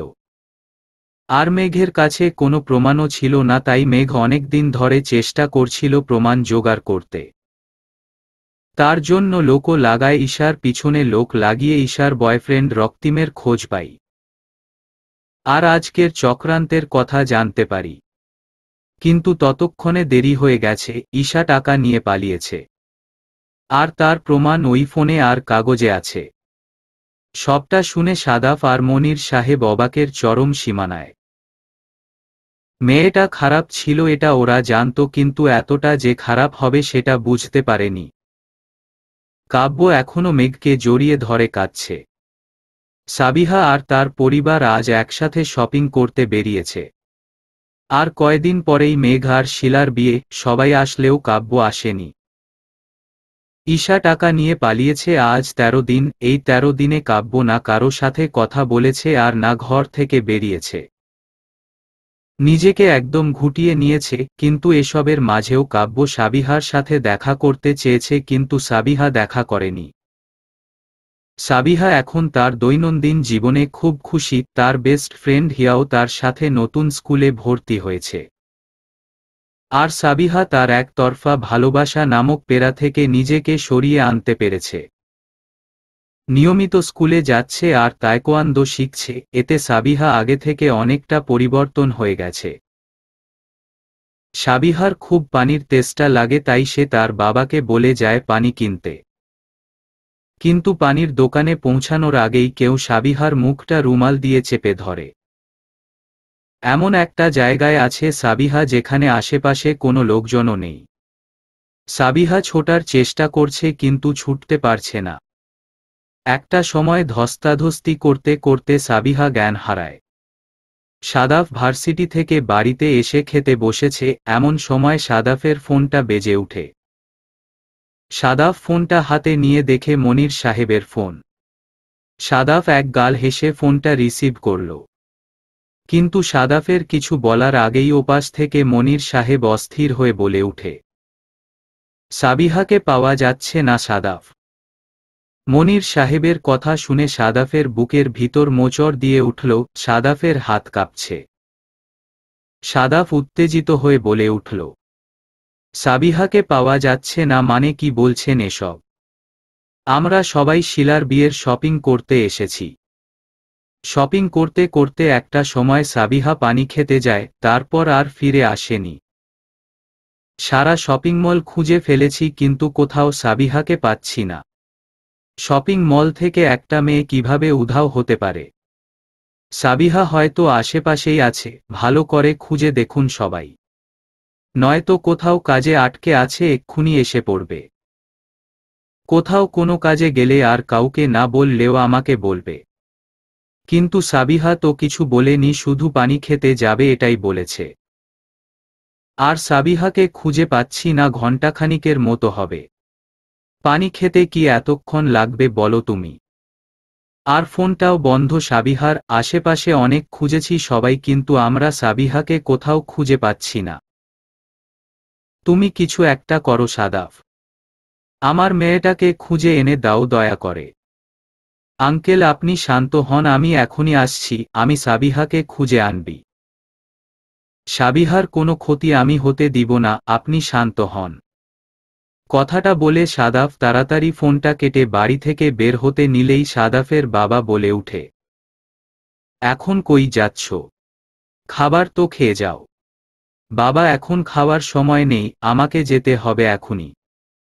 তোমরা সাবিহার বাড়িতে যাও, সবটা জানতে পারবে। কথাটা বলে সাদাফ এক প্রকার দৌড়ে চলে যায় সাবিহাকে খুঁজতে।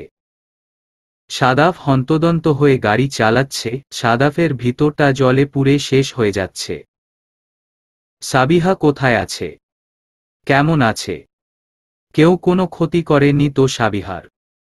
সাদাফ কি সাবিহাকে খুঁজে পাবে না? সাদাফ কি চিরদিনের জন্য সাবিহাকে হারিয়ে ফেলল? এমন নানা ধরনের চিন্তা সাদাফের মাথায় ঘুরছে। সাদাফ এক হাতে গাড়ি ড্রাইভ করছে, আরেক হাত বারবার নিজের মুখ মুছছে। গাড়িতে এসি চলছে, তারপরও সাদাফ ঘেমে যাচ্ছে। সাবিহা তুমি কোথায় চলে গেলে? আল্লাহ তুমি সাবিহাকে সুস্থ রেখো। সাবিহার যাতে কোনো ক্ষতি না হয়, তুমি রক্ষা করো সাবিহাকে। সাবিহা একটা চেয়ারে পায়ের উপর পা তুলে বসে আছে, আর তার সামনেই কাব্য হাত পা বাঁধা অবস্থায় পড়ে আছে। কাব্যর খুব রাগ হচ্ছে সাবিহার উপর। একে তো সাবিহা কাব্যকে ইচ্ছে মতো দোলাই করল, হাত পা বেঁধে বসিয়েও রেখেছে। যেখানে সাবিহাকে কাব্য বিছানায় শুইয়ে রেখেছিল, হাত পা বাঁধেনি, কিন্তু এই মেয়ে তো কাব্যকে নাস্তানাবুদ করে ছাড়ল। তার উপর এমন ডোন্ট কেয়ার ভাব নিয়ে বসে আছে যেন কিছুই হয়নি। এসব ভেবে কাব্য নিজেকে নিজেই বকছে যে কেন এই বোম্বাই মরিচকে তুলে আনতে গেল। আর কিছুক্ষণ আগের কথা ভাবছে। ফ্ল্যাশব্যাক। সাবিহাকে একটা ঘরে আটকে রাখা হয়েছে, সাবিহার এখনো জ্ঞান ফিরেনি। সাবিহার সামনে কাব্য চেয়ার নিয়ে বসে আছে, আর এক দৃষ্টিতে সাবিহাকে দেখছে। এভাবে অনেকক্ষণ পরও যখন সাবিহার জ্ঞান ফিরে না, তখন কাব্য সাবিহার চোখে পানির ছিটা দেয়। সাবিহা টিপটিপ করে চোখ খুলে তার সামনে কাব্যকে দেখতে পায়। কাব্য সাবিহার দিকে ঝুঁকে আছে।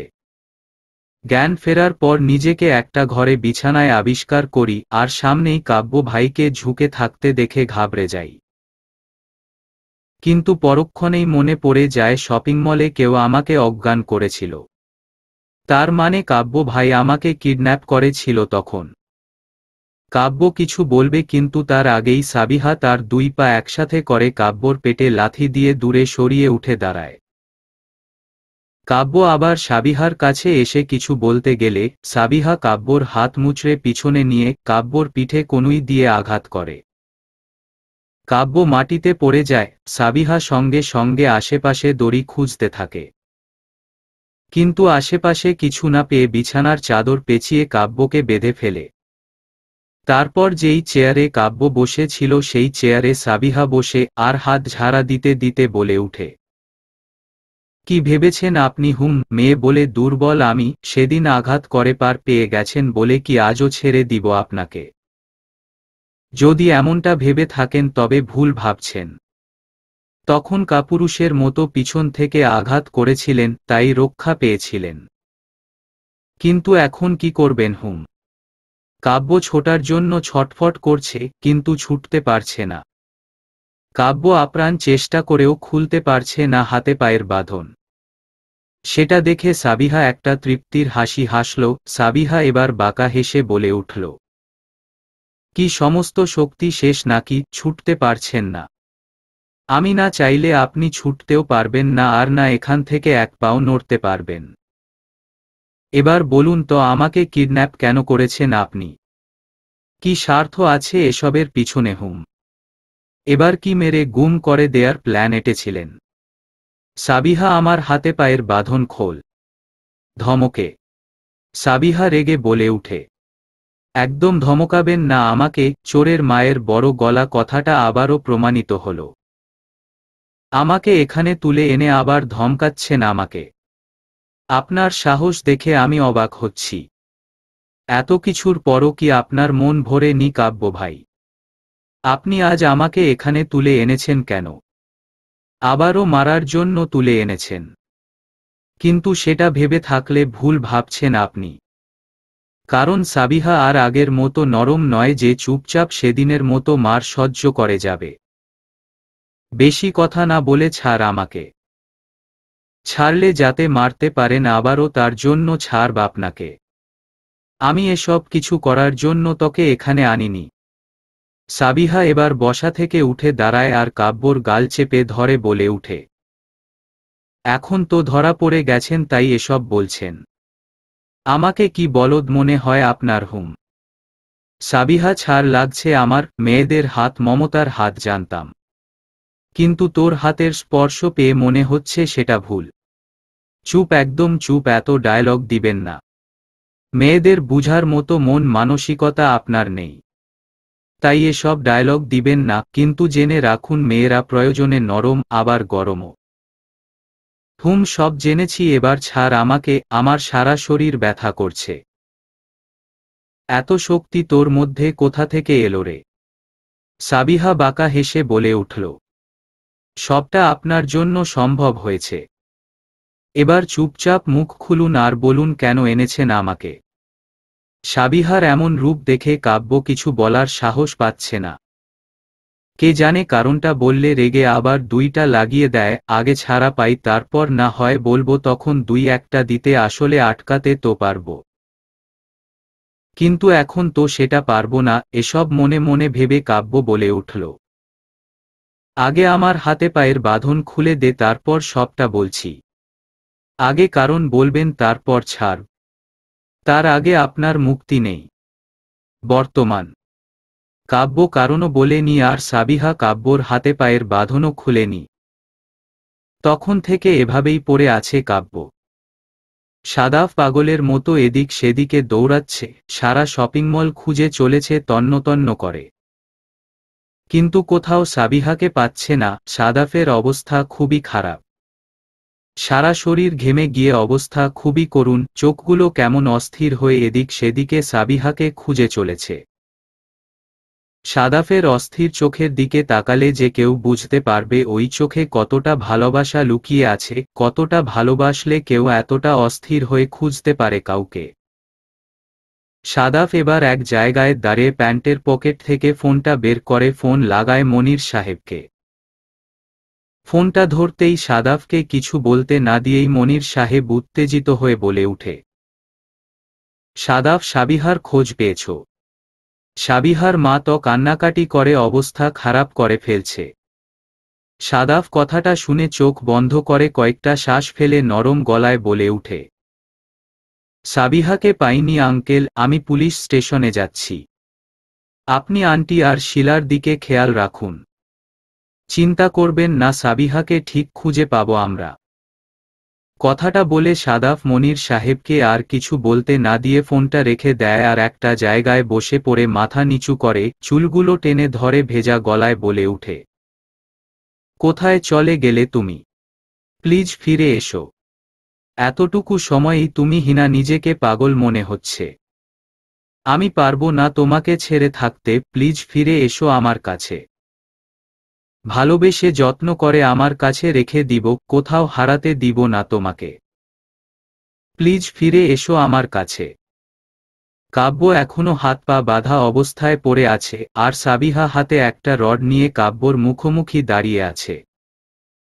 কাব্য সেটা দেখে ভয়ে শুকনো ঢোক গিলে বলে উঠে, তুই এটা দিয়ে কি করবি? সাবিহা কাব্যর কথা শুনে বাঁকা হাসল, তারপর রডটা ঘুরাতে ঘুরাতে বলে উঠল, সোজা আঙুলে ঘি না উঠলে আঙুলটা বাঁকাতে হয়, কথাটা জানেন নিশ্চয়ই। দেখ সাবিহা, একদম বাড়াবাড়ি করবি না, তখন থেকে এমন শুরু করেছিস আমার সাথে। তুই হয়তো ভুলে যাচ্ছিস আমি বয়সে তোর বড় আর তোর মামাতো ভাই। Oh really? নিজের বেলায় 16 আনা, আমার বেলায় 1 আনাও নয়, তাই না? কিডন্যাপ করার সময় মনে ছিল না যে আমি ছোট, আপনার ফুফাতো বোন? তখন এসব কোথায় ছিল হে, আপনার ওই গার্লফ্রেন্ড ঈশার কাছে? সাবিহা দেখ, কথায় কথায় কিডন্যাপ করেছি কথাটা টেনে আনবি না। তোকে কিডন্যাপ করে নিজে কিডন্যাপ হয়ে গেছি তোর কাছে। এখন ইচ্ছে করেছে নিজের চুল নিজে টেনে ছিঁড়ি। আর ওই 3rd ক্লাস মেয়েটার কথা আমার সামনে বলবি না, ওই মেয়ের কথা মনে হলেই গা গুলোয় বমি আসে। গিরগিটির থেকেও খুব তাড়াতাড়ি আপনি রং বদলান কাব্য ভাই। আপনার থেকে গিরগিটির প্রশিক্ষণ নেয়া দরকার, যে কিভাবে এত দ্রুত রং পাল্টানো যায়। মুখ সামলে কথা বলবি সাবিহা, নয়তো খুব খারাপ হয়ে যাবে। ধমকে বলল কাব্য। ধমক দেয়ার সাথে সাথে সাবিহা কাব্যর মুখে রডটা ঢুকিয়ে দিয়ে রেগে বলে উঠে, এই একদম ধমক দিবেন না, আপনার খাইও না পড়িও না যে ধমক দিবেন আমাকে। আর এত কথা আপনাকে বলতে বলিনি আমি। যেটা জানতে চাইছি সেটা বলুন, নয়তো এখান থেকে বাড়ি ফিরতে হবে না, সোজা কারাগারে ঢুকাব। তো ভালয় ভালয় বলুন, এখানে তুলে এনেছেন কেন? মুখে রড থাকার কারণে কাব্য কিছু বলতেও পারছে না। তাই মুখ দিয়ে আওয়াজ বের করছে যাতে সাবিহা মুখ থেকে রডটা সরায়। কিন্তু সাবিহা সেটা বুঝতে পেরেও সরায় না। এত সিগন্যাল দিয়ে কোনো লাভ হবে না, আগে আমার উত্তর চাই, কেন তুলে এনেছেন এখানে? মাথা নাড়িয়ে উত্তর দিন, বলবেন কি বলবেন না? যদি বলেন তো সরাবো, নয়তো এই রড দিয়ে মাথা 2 ভাগ করে ফেলব। সাবিহার কথা শুনে কাব্যর চোখ বের হওয়ার উপক্রম, তাই কাব্য জলদি মাথা ঝাঁকিয়ে বুঝায় সে বলবে কেন তুলে এনেছে। সেটা দেখে সাবিহা মুচকি হাসল, তারপর ইশারা করল বলার জন্য। কাব্য এবার বলতে শুরু করে, তোকে সারপ্রাইজ দিয়ে এতদিনের করা সব খারাপ আচরণের জন্য সরি বলে তোর সাথে বন্ধুত্ব করার জন্য তুলে এনেছিলাম। সাবিহা কাব্যর কথা শুনে বোকা বনে গেল, এভাবে তুলে না এনে ভালো করে বললেই তো হতো। এভাবে তুলে আনার কি মনে হয়? সাবিহা এবার রেগে কাব্যর পিঠে ধামঘুম কয়টা কিল ঘুষি বসিয়ে দিয়ে দাঁতে দাঁত চেপে বলে উঠে, ইচ্ছে করতাছে মেরে দাঁত ভেঙ্গে দিতে আপনার, পাগল আপনি। এভাবে তুলে এনেছেন সরি বলে বন্ধুত্ব করার জন্য? Like seriously? ওই দিক দিয়ে আমার পরিবারের সবাই আমাকে খুঁজে না পেয়ে হয়তো চিন্তা করতে করতে অস্থির হয়ে পড়েছে। আর আপনি এমন বোকার মতো কাজটা কিভাবে করতে পারলেন? আপনি তো আমার বাসাতেও যেতে পারতেন। কাব্য মাইর খেতে খেতে শেষ। কাব্য নিজেকে সামলে বলে উঠল, বইন আর মারিস না, আর তুই তো আমার সাথে দেখাই করতে চাইতি না, তাই এই ব্যবস্থা। মাথা নিচু করে কাব্য বলল, সেটা দেখে সাবিহা আরো রেগে বলে উঠে, তাই নিজের স্বার্থসিদ্ধির জন্য আমাকে এভাবে তুলে এনেছেন? আর কত ক্ষতি করবেন আপনি আমার? আপনাকে আমি পুলিশে দিব, আপনাকে আরো আগেই পুলিশের হাতে তুলে দেয়ার দরকার ছিল। তবে আজ হয়তো এমন কিছু হতো না, কিন্তু এবার আর কোন ছাড় নেই। এবার ছাড় দিলে দেখা গেল ভবিষ্যতে আপনি আরো বড় কোন ঘটনা ঘটিয়ে ফেলেছেন। তাই শাস্তি পাওয়ার জন্য তৈরি হন কাব্য ভাই। সাবিহা, দেখ, এমন কিছুই করবি না তুই, আমি জাস্ট একদম চুপ, আমি আপনার কোনো কথা শুনতে চাই না, এবার যা করার পুলিশ করবে। কত বড় সাহস, ছোট একটা কারণে আমাকে তুলে এনেছে, আমার পরিবারকে মানসিকভাবে কষ্ট দিচ্ছে। আর আমি যে কষ্ট পাচ্ছি তার কি হবে?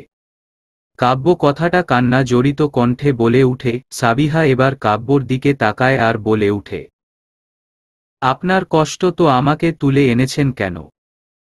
আপনার কষ্ট কমানোর ঔষধ তো আপনার ঈশা বেবি, তো তার কাছে না গিয়ে আমাকে তুলে এনেছেন কেন? সাবিহা, তুই এতটাও অবুঝ নস যে বুঝতে পারছিস না আমার কষ্টের কারণটা কি। আমি কোনো কবিরাজ কিংবা বিজ্ঞানী না যে কষ্টের কারণ জেনে তার ঔষধ দিব। সাবিহা, প্লিজ এতটা কঠোর হোস না আমার প্রতি। আমাকে ক্ষমা করে দে, দয়া করে আয় না, আমরা অন্য সব মামাতো ফুফাতো ভাই বোনের মতো স্বাভাবিক জীবন কাটাই। আমি পারছি না এত কষ্ট যন্ত্রণা সহ্য করে বাঁচতে। ঈশা যদি আমাকে না ঠকাতো তবে হয়তো আমার মধ্যে মনুষ্যত্ব বোধটাই আসতো না। আগের মতোই হয়তো পশুর মতো আচরণ করতাম। কিন্তু এখন আমি হারে হারে টের পাচ্ছি যে আমি কি করেছি। কতটা কষ্ট আমার পরিবারকে দিয়েছি, কতটা খারাপ আচরণ করে তোকে কষ্ট দিয়েছি। আমাকে তুই ক্ষমা করে দিয়ে নতুন করে বাঁচার সুযোগ করে দে দয়া করে। কাব্য কথাগুলো বলতে গিয়ে চোখ দিয়ে জল গড়িয়ে পড়ল। সাবিহার সেটা দেখে একটু খারাপ লাগছে না। ছেলে মানুষকে সহজে কাঁদতে দেখা যায় না, কিন্তু যখন তারা কাঁদে তখন সে দৃশ্য চোখে পড়লে খুবই খারাপ লাগে। কিন্তু সাবিহা নিজেকে যতটা সম্ভব কঠোর রাখার সেটা রাখতে চাইছে। সাবিহা কাব্যকে কিছু না বলে রুমটার বারান্দায় চলে যায়। সাদাফ পুলিশ স্টেশনে রিপোর্ট করে ফিরছিল তখন একটা জায়গায় সাদাফের চোখ আটকে যায়। সাদাফের মুখে অটোমেটিক হাসি ফুটে উঠে। সাদাফ দৌড়ে সেখানে যায় আর সামনে থাকা মানুষটাকে জড়িয়ে ধরে। সাদাফ সামনে থাকা মানুষটাকে ছেড়ে দাঁড়ায়। সামনে থাকা মানুষটি আর কেউ নয়, সাদাফের বেস্ট ফ্রেন্ড নিলয়।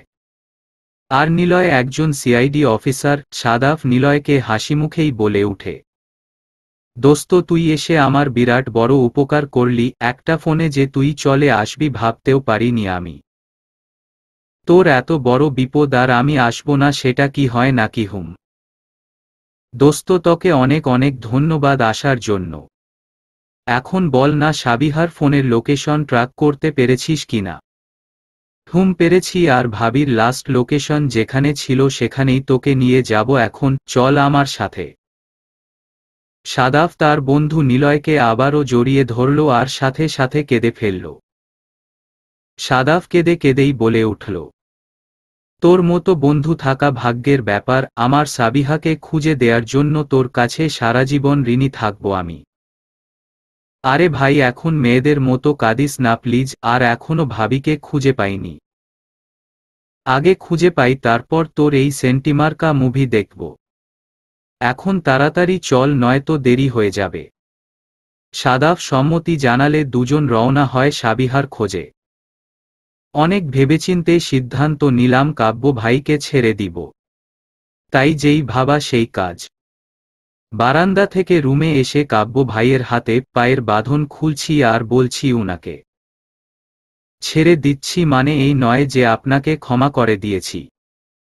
এটা আপনার লাস্ট চান্স। সামনে থেকে আমার সাথে এমন কিছু করার আগে দ্বিতীয়বার আজকের ঘটনাটা ভেবে নিবেন, নয়তো দ্বিতীয়বার কোনো ওয়ার্নিং দিব না, সোজা শাস্তি দিব।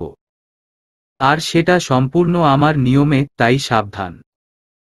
কথাটা বলে কাব্য ভাইয়ের হাতে পায়ের বাঁধন খুলে দিয়ে বিছানায় চাদরটা রেখে ফিরতে গেলেই কাব্য ভাই আমার গলায় উনার এক হাত পেঁচিয়ে আরেক হাত দিয়ে আমার দুই হাত পিছনে মুচড়ে ধরে।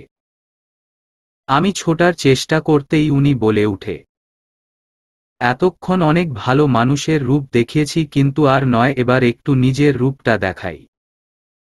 গলায় এমন ভাবে চেপে ধরেছে যে ঠিক করে কথাও বলতে পারছি না।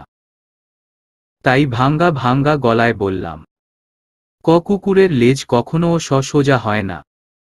এই সাবিহা, মুখ সামলে কথা বলবি, নয়তো এখানেই শেষ করে দিব তোকে। তখন থেকে আমাকে যাতা বলে অপমান করে শাসিয়েছিস, এবার একটা বাজে কথা বলবি আর গাড় থেকে গলাটা আলাদা করে ফেলবো একদম। তুই একটা কাপুরুষ, তাই পিছন থেকে হামলা করছিস। সাহস থাকে সসামনা সামন্যায় তোর চোখ তুলে হাতে ধরিয়ে দিব। কাব্য সাবিহার কথা শুনে পকেট থেকে একটা ব্লেড নিয়ে সাবিহার গলায় চেপে ধরে। ধারালো ব্লেড হওয়ায় হালকা চেপে ধরাতেই কেটে রক্ত ঝরছে। সাবিহা চোখ বন্ধ করে নেয় আর কাব্য বলে উঠে, আর একটা বাজে কথা বলবি, সত্যি সত্যি লাশ ফেলে দিব তোর। সাবিহার চোখ দিয়ে পানি ঝরছে। সাবিহা কাব্যর আচরণে একটুও অবাক হয়নি। সাবিহা এখন শুধু ভাবছে কিভাবে এর হাত থেকে ছুটবে। আগের সাবিহা হলে এতক্ষণে কেঁদে ভাসিয়ে দিত, কিন্তু এখনকার সাবিহার সাথে আগের সাবিহার অনেক পার্থক্য।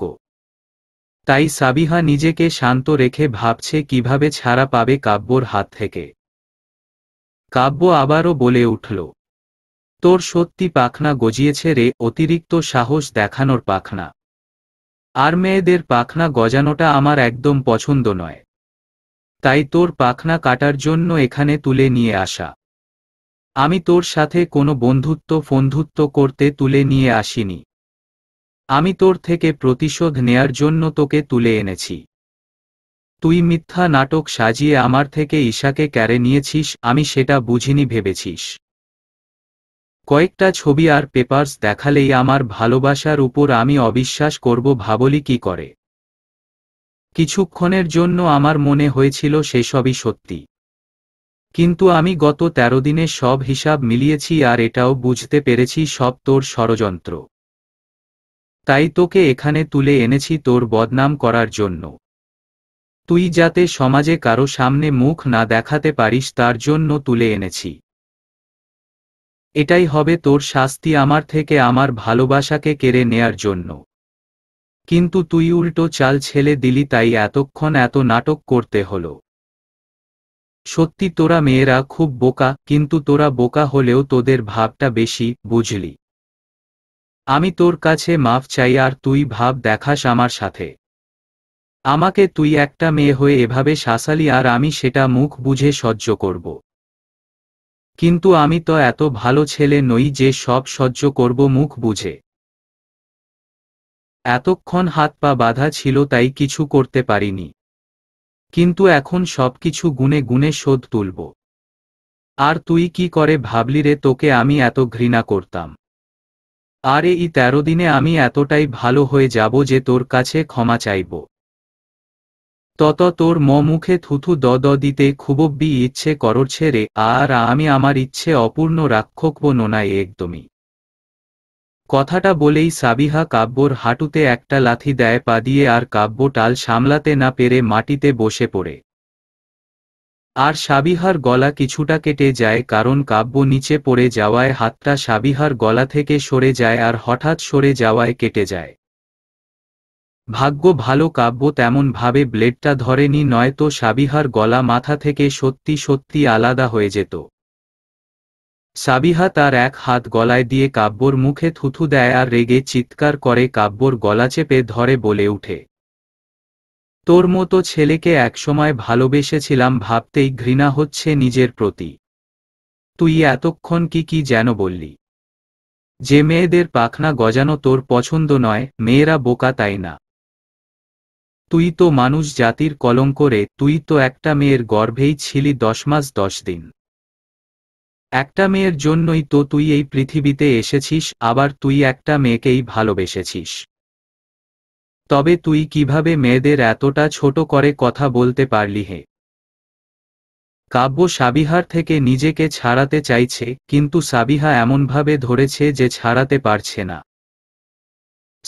এবার সাবিহার গলা থেকে হাতটা সরিয়ে কাব্যর গালে ঠাস ঠাস করে কয়টা থাপ্পড় বসিয়ে আবারও বলে উঠে, তুই আরও কি যেন বলছিলি যে ষড়যন্ত্র করে তোর ভালোবাসাকে কেড়ে নিয়েছি, তার জন্য আমার বদনাম করবি। আসলে তোদের মতো মানুষের উপকার করতে নেই, তোর ভালোর জন্য ওই অসভ্য মেয়েটার বিরুদ্ধে জলজ্যান্ত প্রমাণ দিলাম।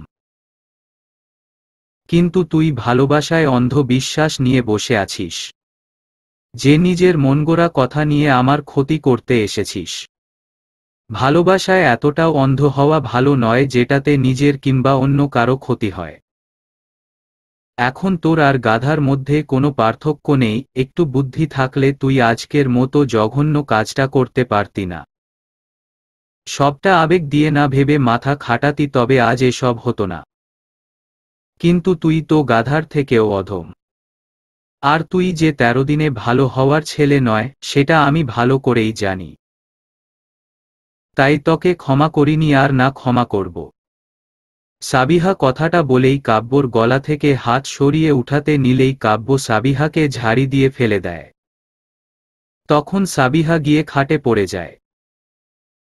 আর কাব্য সাবিহার দিকে এগিয়ে যায়, কিন্তু কাব্য কিছু করার আগেই সাবিহা কাব্যর পেটে লাথি দিয়ে উঠে দাঁড়ায়। আর ফ্লোর থেকে রডটা উঠিয়ে কাব্যর মাথায় রড দিয়ে আঘাত করে। কাব্য সাথে সাথে মাটিতে লুটিয়ে পড়ে।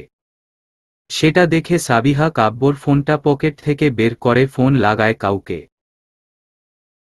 হসপিটালের বেডে অজ্ঞান অবস্থায় পড়ে আছে সাদাফ ভাইয়া, উনার পাশেই বসে আছি আমি আর একজন ডাক্তার। আমার গলায় ব্যান্ডেজ করে দিচ্ছে। অজ্ঞান অবস্থাতেও সাদাফ ভাইয়া আমার হাত খুব শক্ত করে আঁকড়ে ধরে আছে, যেন ছেড়ে দিলেই আমি তাকে ছেড়ে চলে যাবে। আমি একদৃষ্টিতে সাদাফ ভাইয়ার দিকে তাকিয়ে আছি, এভাবে কত শান্ত দেখাচ্ছে তাকে। কিন্তু কে বলবে এই ছেলেই কিছুক্ষণ আগে তুলকালাম বাঁধিয়েছিল, যার পরিণাম এখন সে অজ্ঞান। কথাটা ভেবেই আমি মুচকি হাসলাম আর ভাবতে লাগলাম কিছুক্ষণ আগের ঘটনা। Flash back. আমি কাব্য ভাইয়ের ফোন নিয়ে বাবাকে ফোন দিচ্ছিলাম। তখন দরজায় শব্দ হওয়ায় আমি ফোনটা রেখে দরজার দিকে তাকাই।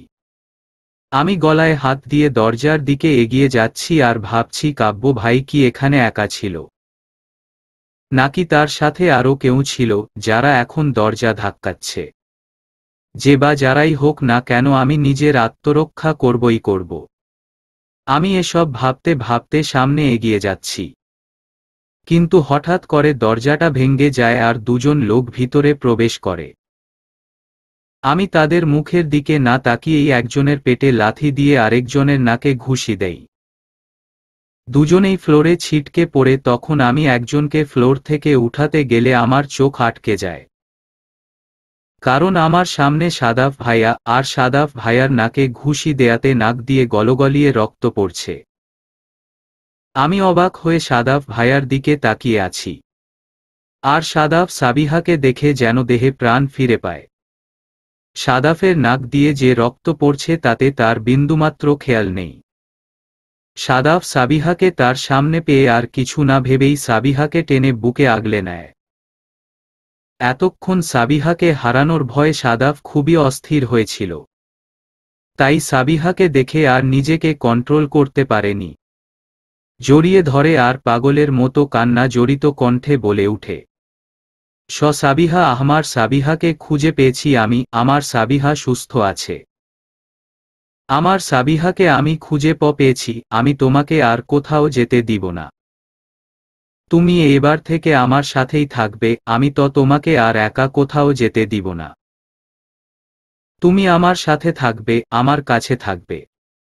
সাদাফ ভাইয়া কথাগুলো বলছে আর আমাকে শক্ত করে আঁকড়ে ধরেছে। আমি খুব অবাক হচ্ছি সাদাফ ভাইয়ার কথা শুনে।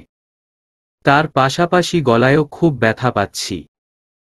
আমি যে উনাকে বলবো ছাড়তে, সেটা বলতেও যেন কথা গলায় আটকে যাচ্ছে, এভাবে চেপে ধরায়। তারপরও আমি অনেক কষ্টে বলে উঠি, সাদাফ ভাই ছাড়ুন আমাকে, আমার ব্যথা লাগছে। সাবিহার এমন দুর্বল গলা শুনতে পেয়ে সাদাফ হুঁসে আসে। সাদাফ কিছুটা অপ্রস্তুত হয়ে যায় সাবিহাকে এভাবে জড়িয়ে ধরে রাখায়। তাই সাদাফ হুঁসে আসার সাথে সাথেই সাবিহাকে ছেড়ে দেয়। আমি ছাড়া পেয়ে গলায় হাত দিয়ে বড় করে কয়েকটা শ্বাস ফেলে সোজা হয়ে দাঁড়াই। গলায় চাপ লাগার কারণে ব্যথাটা খুব বেশিই করছে গলায়, আর রক্তও পড়ছে অনেক। আমি চোখ মুখ কুঁচকে ফেলি ব্যথায়, দাঁতে দাঁত চেপে ব্যথা সহ্য করার চেষ্টা করছি কিন্তু পারছি না। অন্যদিকে সাদাফও সোজা হয়ে দাঁড়ায় আর সাদাফের চোখ যায় সাবিহার দিকে। সাবিহা কেমন যেন করছে। সাদাফ এবার সাবিহার দিকে ভালো করে তাকায় আর চোখ আটকে যায় সাবিহার গলায় থাকা হাতের দিকে। সে হাত দিয়ে গলা চেপে ধরেছে, সেখানে স্পষ্ট রক্ত দেখা যাচ্ছে। সাদাফ রক্ত দেখে ঘাবড়ে যায়। এক ঝটকায় সাবিহাকে নিজের কাছে এনে সাবিহার হাতটা খুব শক্ত করে ধরে, যেই হাতটা গলায় ছিল সাবিহার। আরেক হাত সাবিহার গালে দিয়ে পাগলের মতো বলে উঠে, রক্ত, এত রক্ত কেন? তোমার কি হয়েছে সাবিহা, এত রক্ত কেন? সাবিহা কথা বলো, কি হয়েছে বলো না। নিলয়, এই নিলয় দেখ না, সাবিহা আমার সাথে কথা বলছে না। সাবিহা কেমন যেন করছে, অনেক রক্ত পড়ছে। নীল আর কিছু বলার আগেই সাদাফ ডলে পড়ে সাবিহার উপর। অতিরিক্ত চিন্তার ফলে সাদাফ জ্ঞান হারায়। সাবিহা কোনো মতে নিজেকে সামলে নেয়। নিলয় এতক্ষণ নীরব দর্শকের মতো তার বন্ধুর পাগলামি গুলো দেখছিল। তখন যে সাবিহার লাথি খেয়ে নিচে পড়েছিল এখনও সেখানেই বসে আছে আর সবটা দেখছিল। কিন্তু এখন আর চুপচাপ বসে থাকলে চলবে না, তাই নিলয় গিয়ে সাবিহার থেকে ছাড়াতে নিলে সাবিহা সাদাফের উপরে পড়ে যায়। সাদাফ সাবিহার হাতটা এখনও খুব শক্ত করে ধরে রেখেছে, যার কারণে সাবিহাও সাদাফের উপরে পড়ে যায়। সাবিহা হাত ছাড়াতে চায় কিন্তু পারে না। নিলয় সেটা দেখে এমন একটা মুহূর্তেও মুচকি হাসে আর সাবিহাকে বলে, তুমি একটু সাথে সাথে এসো। সাবিহা মাথা নাড়িয়ে সম্মতি জানায় আর নিলয় সাদাফকে পাজা কোলে করে নেয়। আর সাবিহাও আরেক হাত গলায় দিয়ে অনেক কষ্টে সাথে সাথে যায়। তারা বাড়ি থেকে বেরিয়ে নিলয়ের গাড়িতে উঠে। সাদাফ আর সাবিহাকে নিলয় গাড়িতে বসিয়ে তার ড্রাইভারকে বলে তাদের হসপিটালের পৌঁছে দিতে সে কাব্যকে নিয়ে আসছে। সাদাফের ফ্রেন্ড নিলয় আর শিলা, যার কারণে সাবিহা নিলয়কে চিনে। আর নিলয়ও কাব্যকে চিনে শিলার মাধ্যমেই। তাই চিনতে কারো কোনো অসুবিধা হয়নি। বর্তমান সাদাফ ভাইয়া ঘুমিয়ে আছে, ডাক্তার বলেছে অতিরিক্ত চিন্তার কারণে জ্ঞান হারিয়েছে। চিন্তার কোনো কারণ নেই, সাদাফ ভাইয়া এখন ঘুমাবে। আর আমাকে ডাক্তারেরা কেবিনে শিফট করতে চেয়েছিল, কিন্তু সাদাফ ভাইয়ার জন্য পেরে ওঠা হয়নি। তাই তারা বাধ্য হয়েই আমাকে বসিয়ে রেখে গলায় ব্যান্ডেজ করে দেয়। এই কেবিনে ডাবল বেডও নেই যে একটু রেস্ট নিব। খুব ক্লান্ত লাগছে, একটু ঘুমালে ভালো লাগতো কিন্তু সেটা এখন সম্ভব নয়। ব্যান্ডেজ করা শেষ হলে ডাক্তার চলে যায় আর কিছুক্ষণ পর ভিতরে প্রবেশ করে নিলয় ভাইয়া। নিলয় ভাইয়া আমার জন্য সুপো নিয়ে আসে আর আমাকে উদ্দেশ্য করে বলে উঠে, সাবিহা, তুমি স্যুপটা খেয়ে নাও। আমি কিছু বলতে গেলে গলার কাটা জায়গায় কেমন যেন ব্যথা অনুভব করি, যেন গলার রগ ছিঁড়ে যাবে। আর নিলয় ভাইয়া সেটা বুঝতে পেরে বলে উঠে, কথা বলো না তুমি, গলায় বেশ ভালোই জখম হয়েছে। কথা বললে সমস্যা হবে, আর ডাক্তারও বলেছে কথা না বলে চুপ থাকতে, যতদিন গলার কাটা গা না শুকায়। কথা বললে সমস্যা আরও বাড়তে পারে, তাই চুপ থাকাই শ্রেয়। আমি নিলয় ভাইয়ার কথা শুনে চুপ করে যাই আর ইশারায় বুঝাই যে আমি স্যুপ খাই না। নিলয় ভাইয়ার সেটা বুঝতে বেশ বেগ পেতে হলো, কিন্তু বুঝার পর বলে উঠে উনি, এখন এটাই খেতে হবে, ডাক্তার বলেছে এখন ভারী খাবার একদম খাওয়া যাবে না। তাই একটু কষ্ট করে খেয়ে নাও। আমি মেনে নেই নিলয় ভাইয়ার কথা আর চুপচাপ খাওয়া শেষ করি। খাওয়ার পর আমি আবারও ভাইয়াকে ইশারায় কিছু একটা বলতে চাইছি, কিন্তু উনি কিছুই বুঝতে পারছে না। তাই নিলয় ভাইয়া তার ফোনটা আমার হাতে দিয়ে বলে উঠে টাইপ করতে যা বলতে চাইছি, আমিও টাইপ করে ভাইয়ার দিকে ফোনটা এগিয়ে দেয়। নিলয় দেখে সাবিহা তাকে বলেছে, বাবাকে জানিয়ে দিন ভাইয়া আমি ঠিক আছি, নয়তো চিন্তায় মরেই যাবে। শিলাকে ফোন করেছিলাম কিন্তু ধরেনি। আর তোমার বাসার কারো ফোন নাম্বার আমার কাছে নেই।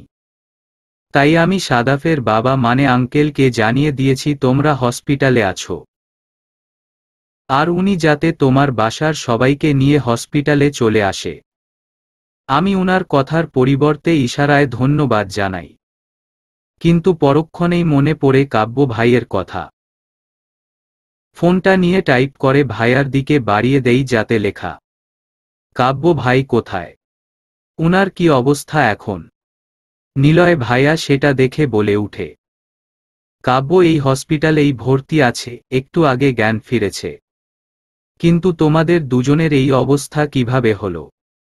নিলয়ের কথা শুনে আমি মাথাটা নিচু করে একটা দীর্ঘ শ্বাস ফেলে আবারও টাইপ করি। অনেক কাহিনী, কিন্তু সেটা ফোনে টাইপ করে বলা সম্ভব নয়। তাই যতদিন না আমি সুস্থ হচ্ছি, ঠিক করে কথা বলতে পারছি, ততদিন কাব্য ভাইকে একটু নজরে রাখুন।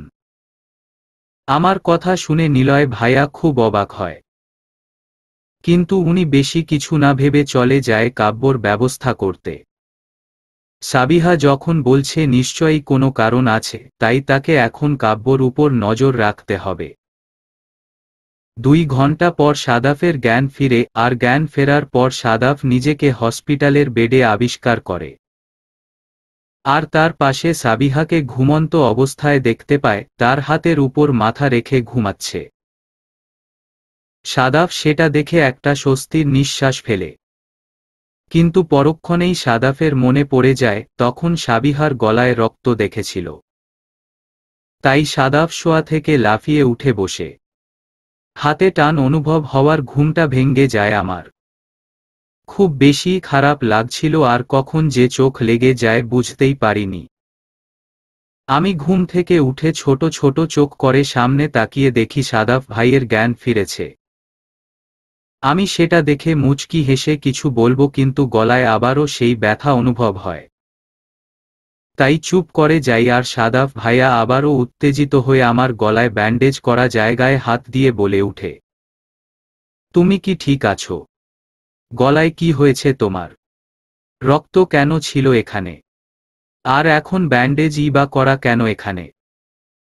আমি কি বলবো এখন, কিছুই তো বলতে পারছি না। উফ, খুব বিরক্ত লাগছে এখন, কথা বলতে না পারলে কার ভালো লাগে। আমি চুপ করে আছি বলে সাদাফ ভাই আবারও বলে উঠে, এই সাবিহা তুমি আমার সাথে কথা কেন বলছো না? তোমার কি হয়েছে বলো আমাকে। সাদাফ ভাইয়া কথাটা কিছুটা জোরেই বলে উঠে, যার ফলে বাইরে থেকে সাবিহার বাবা মা বোন আর সাদাফের বাবা মা আর নিলয় ভিতরে প্রবেশ করে। সাবিহার পরিবার আর সাদাফের পরিবার অনেক আগেই এসেছে হসপিটালে। কিন্তু তারা ঘুমাচ্ছিল বলে নিলয় তাদের জাগাতে বারণ করে। তাই তারা বাইরে অপেক্ষা করছিল তাদের ঘুম ভাঙার জন্য। কিন্তু এখন সাদাফের কথা শুনে সবাই ভিতরে আসে। সাদাফ তার বাবাকে দেখে বাচ্চাদের মতো অস্থির হয়ে বলে উঠে, বাবা দেখো না, সাবিহা আমার সাথে কথা বলছে না। আর এটাও বলছে না সাবিহার কি হয়েছে। ও বাবা, তুমি সাবিহাকে বলো না আমার সাথে কথা বলতে। বলো না বলতে ওর কি হয়েছে। আমার যে বড্ড কষ্ট হচ্ছে বাবা, একটু কথা বলতে বলো না আমার সাথে। সাদাফ ভাইয়ার কথাগুলো বলার সময় চোখের কোণে পানি জমা হয়। উনাকে এমন করতে দেখে আমি অবাকের উপর অবাক হচ্ছি। আজ নতুন করে সাদাফ ভাইয়াকে দেখছি। এমন পাগলামি কেন করছে উনি? উনি আমার জন্য এতটা চিন্তিত, সেটা তো উনাকে আগে দেখে মনে হয়নি। আচ্ছা, উনার মনে কি আমার জন্য কোনো ফিলিংস আছে?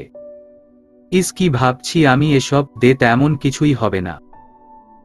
মনে মনে এসব ভাবছি আর সাদাফ ভাইকে দেখছি। সাদাফ ভাইয়ের এমন অবস্থা দেখে আঙ্কেল মানে সাদাফ ভাইয়ের বাবা বলে উঠে, তুই একটু শান্ত হ সাদাফ, সাবিহা ঠিক আছে এখন। সাবিহা ঠিক থাকলে ওর গলায় ব্যান্ডেজ কেন? আর আমার সাথে কথা কেন বলছে না? সাবিহা ঠিক নেই বাবা। সাদাফ ভাই এবার আমার কাঁধে হাত দিয়ে ঝাঁকিয়ে বলে উঠলেন, এই সাবিহা, আমার সাথে কথা বলো। তুমি বলো আমাকে তোমার কি হয়েছে, একটু বলো না আমায়। এমন চুপচাপ থেকো না প্লিজ। তোমার চুপচাপ থাকাটা আমার ভিতরটা দুমড়ে মুচড়ে শেষ হয়ে যাচ্ছে। প্লিজ কথা বলো আমার সাথে। ঝাঁকুনির ফলে আবারও গলায় ব্যথা পাচ্ছি, তাই চোখটা বন্ধ করে ফেলি আমি। সেটা দেখে নিলয় ভাইয়া বলে উঠলেন, সাদাফ তুই একটু শান্ত হরে ভাই, আমি তোকে সবটা বলছি সাবিহার আসলে কি কি হয়েছে। আর শিলা, তুই সাবিহাকে নিয়ে পাশের কেবিনে যা। সাবিহার বিশ্রাম নেওয়া দরকার এখন। এতক্ষণ সাদাফের জন্য সেটা সম্ভব হয়নি। এখন তুই সাবিহাকে এখান থেকে নিয়ে যা। নিলয় ভাইয়ার কথা শুনে সাদাফ ভাইয়া এবার হাতের স্যালাইনের ক্যানেলটা একটানে খুলে আমাকে জড়িয়ে ধরে বলে উঠলেন, না, সাবিহা কোথাও যাবে না। সাবিহা আমার কাছেই থাকবে। তোমরা যাও এখান থেকে। সাবিহা আমার কাছেই থাকবে। আমি সাবিহাকে আর একা ছাড়ব না। আমার কাছে কাছেই রাখবো আমার সাবিহাকে। ছেড়ে দিলেই আবার হারিয়ে ফেলবো আমি তাকে। তাই আমি যেতে দিব না সাবিহাকে। সাদাফ ভাইয়ের পরপর এমন অস্বাভাবিক আচরণে আমি খুবই অবাক হচ্ছি। উনি এমন পাগলামি কেন করছেন? আমার মাথায় এসব ভাবনা পুরোই পাগল পাগল করে দিল আমাকে। সাদাফ সাবিহা তোমাকে ছেড়ে কোথাও যাচ্ছে না, পাশের কেবিনেই তো আছে, তাই না? সাবিহার শরীর ভালো না, তাই একটু রেস্ট নিতে দাও, মনির সাহেব বললেন। না, সাবিহা কোথাও যাবে না, আমার সাথেই থাকবে। আর সাবিহাকে পাশের কেবিনেও যেতে দিব না আমি, আমার কাছেই তাকে রাখবো। কথাটা বলেই সাদাফ ভাইয়া আমাকে কোলে তুলে নেয় আর বেডে শুয়ে দেয়। সেটা দেখে আমার চোখ বড় বড় হয়ে যায়। উপস্থিত সবাই অবাক চোখে সাদাফের দিকে তাকিয়ে আছে। সাদাফ যে সাবিহার জন্য এতটা ড্যাম্পারেট হতে পারে সেটা সবার কল্পনার বাইরে ছিল। সাদাফ ভাইয়া আমার মাথায় হাত বুলিয়ে অতঃপর বলে উঠলেন, তুমি আমার কাছেই থাকবে, কোথাও যেতে দিব না আমি তোমাকে। এবার একটু কথা বলো না আমার সাথে। তোমার গলার স্বরটা শুনতে আমার খুব ইচ্ছে করছে। একটু কথা বলো না প্লিজ, প্লিজ একটু কথা বলো না আমার সাথে। তোমার গলায় কি হয়েছে খুলে বলো আমাকে। সাদাফ ভাইয়ের কথা শুনে আমি এক দৃষ্টিতে তাকিয়ে আছি, কিছুই বলতে পারছি না তাকে। আর সাদাফ ভাইয়া টলমল চোখে আমার দিকে তাকিয়ে থেকে কথাগুলো বলছেন। আমার এবার সাদাফ ভাইয়ের জন্য খুবই খারাপ লাগছে। আমার কথা শোনার জন্য উনি কতটা অস্থির হয়ে আছে, অথচ আমি কথাই বলতে পারছি না। সাদাফ, সাবিয়া কথা বলবে না এখন, শিলা বলল। মানে কেন কথা বলবে না সে? তারপর শিলা সবটা খুলে বলল, যতটা নিলয় জানে। সবটা শুনে সাদাফ বলে উঠল, এসবের পিছনে ওই কাব্যই আছে। ওই কাব্য সাবিহাকে আঘাত করেছে, সেটা আমি জানি। কাব্যকে আমি ছাড়ব না, জানে মেরে দেব একদম। আমার কলিজায় হাত দেওয়া ওই হাতটাই আমি কেটে ফেলব।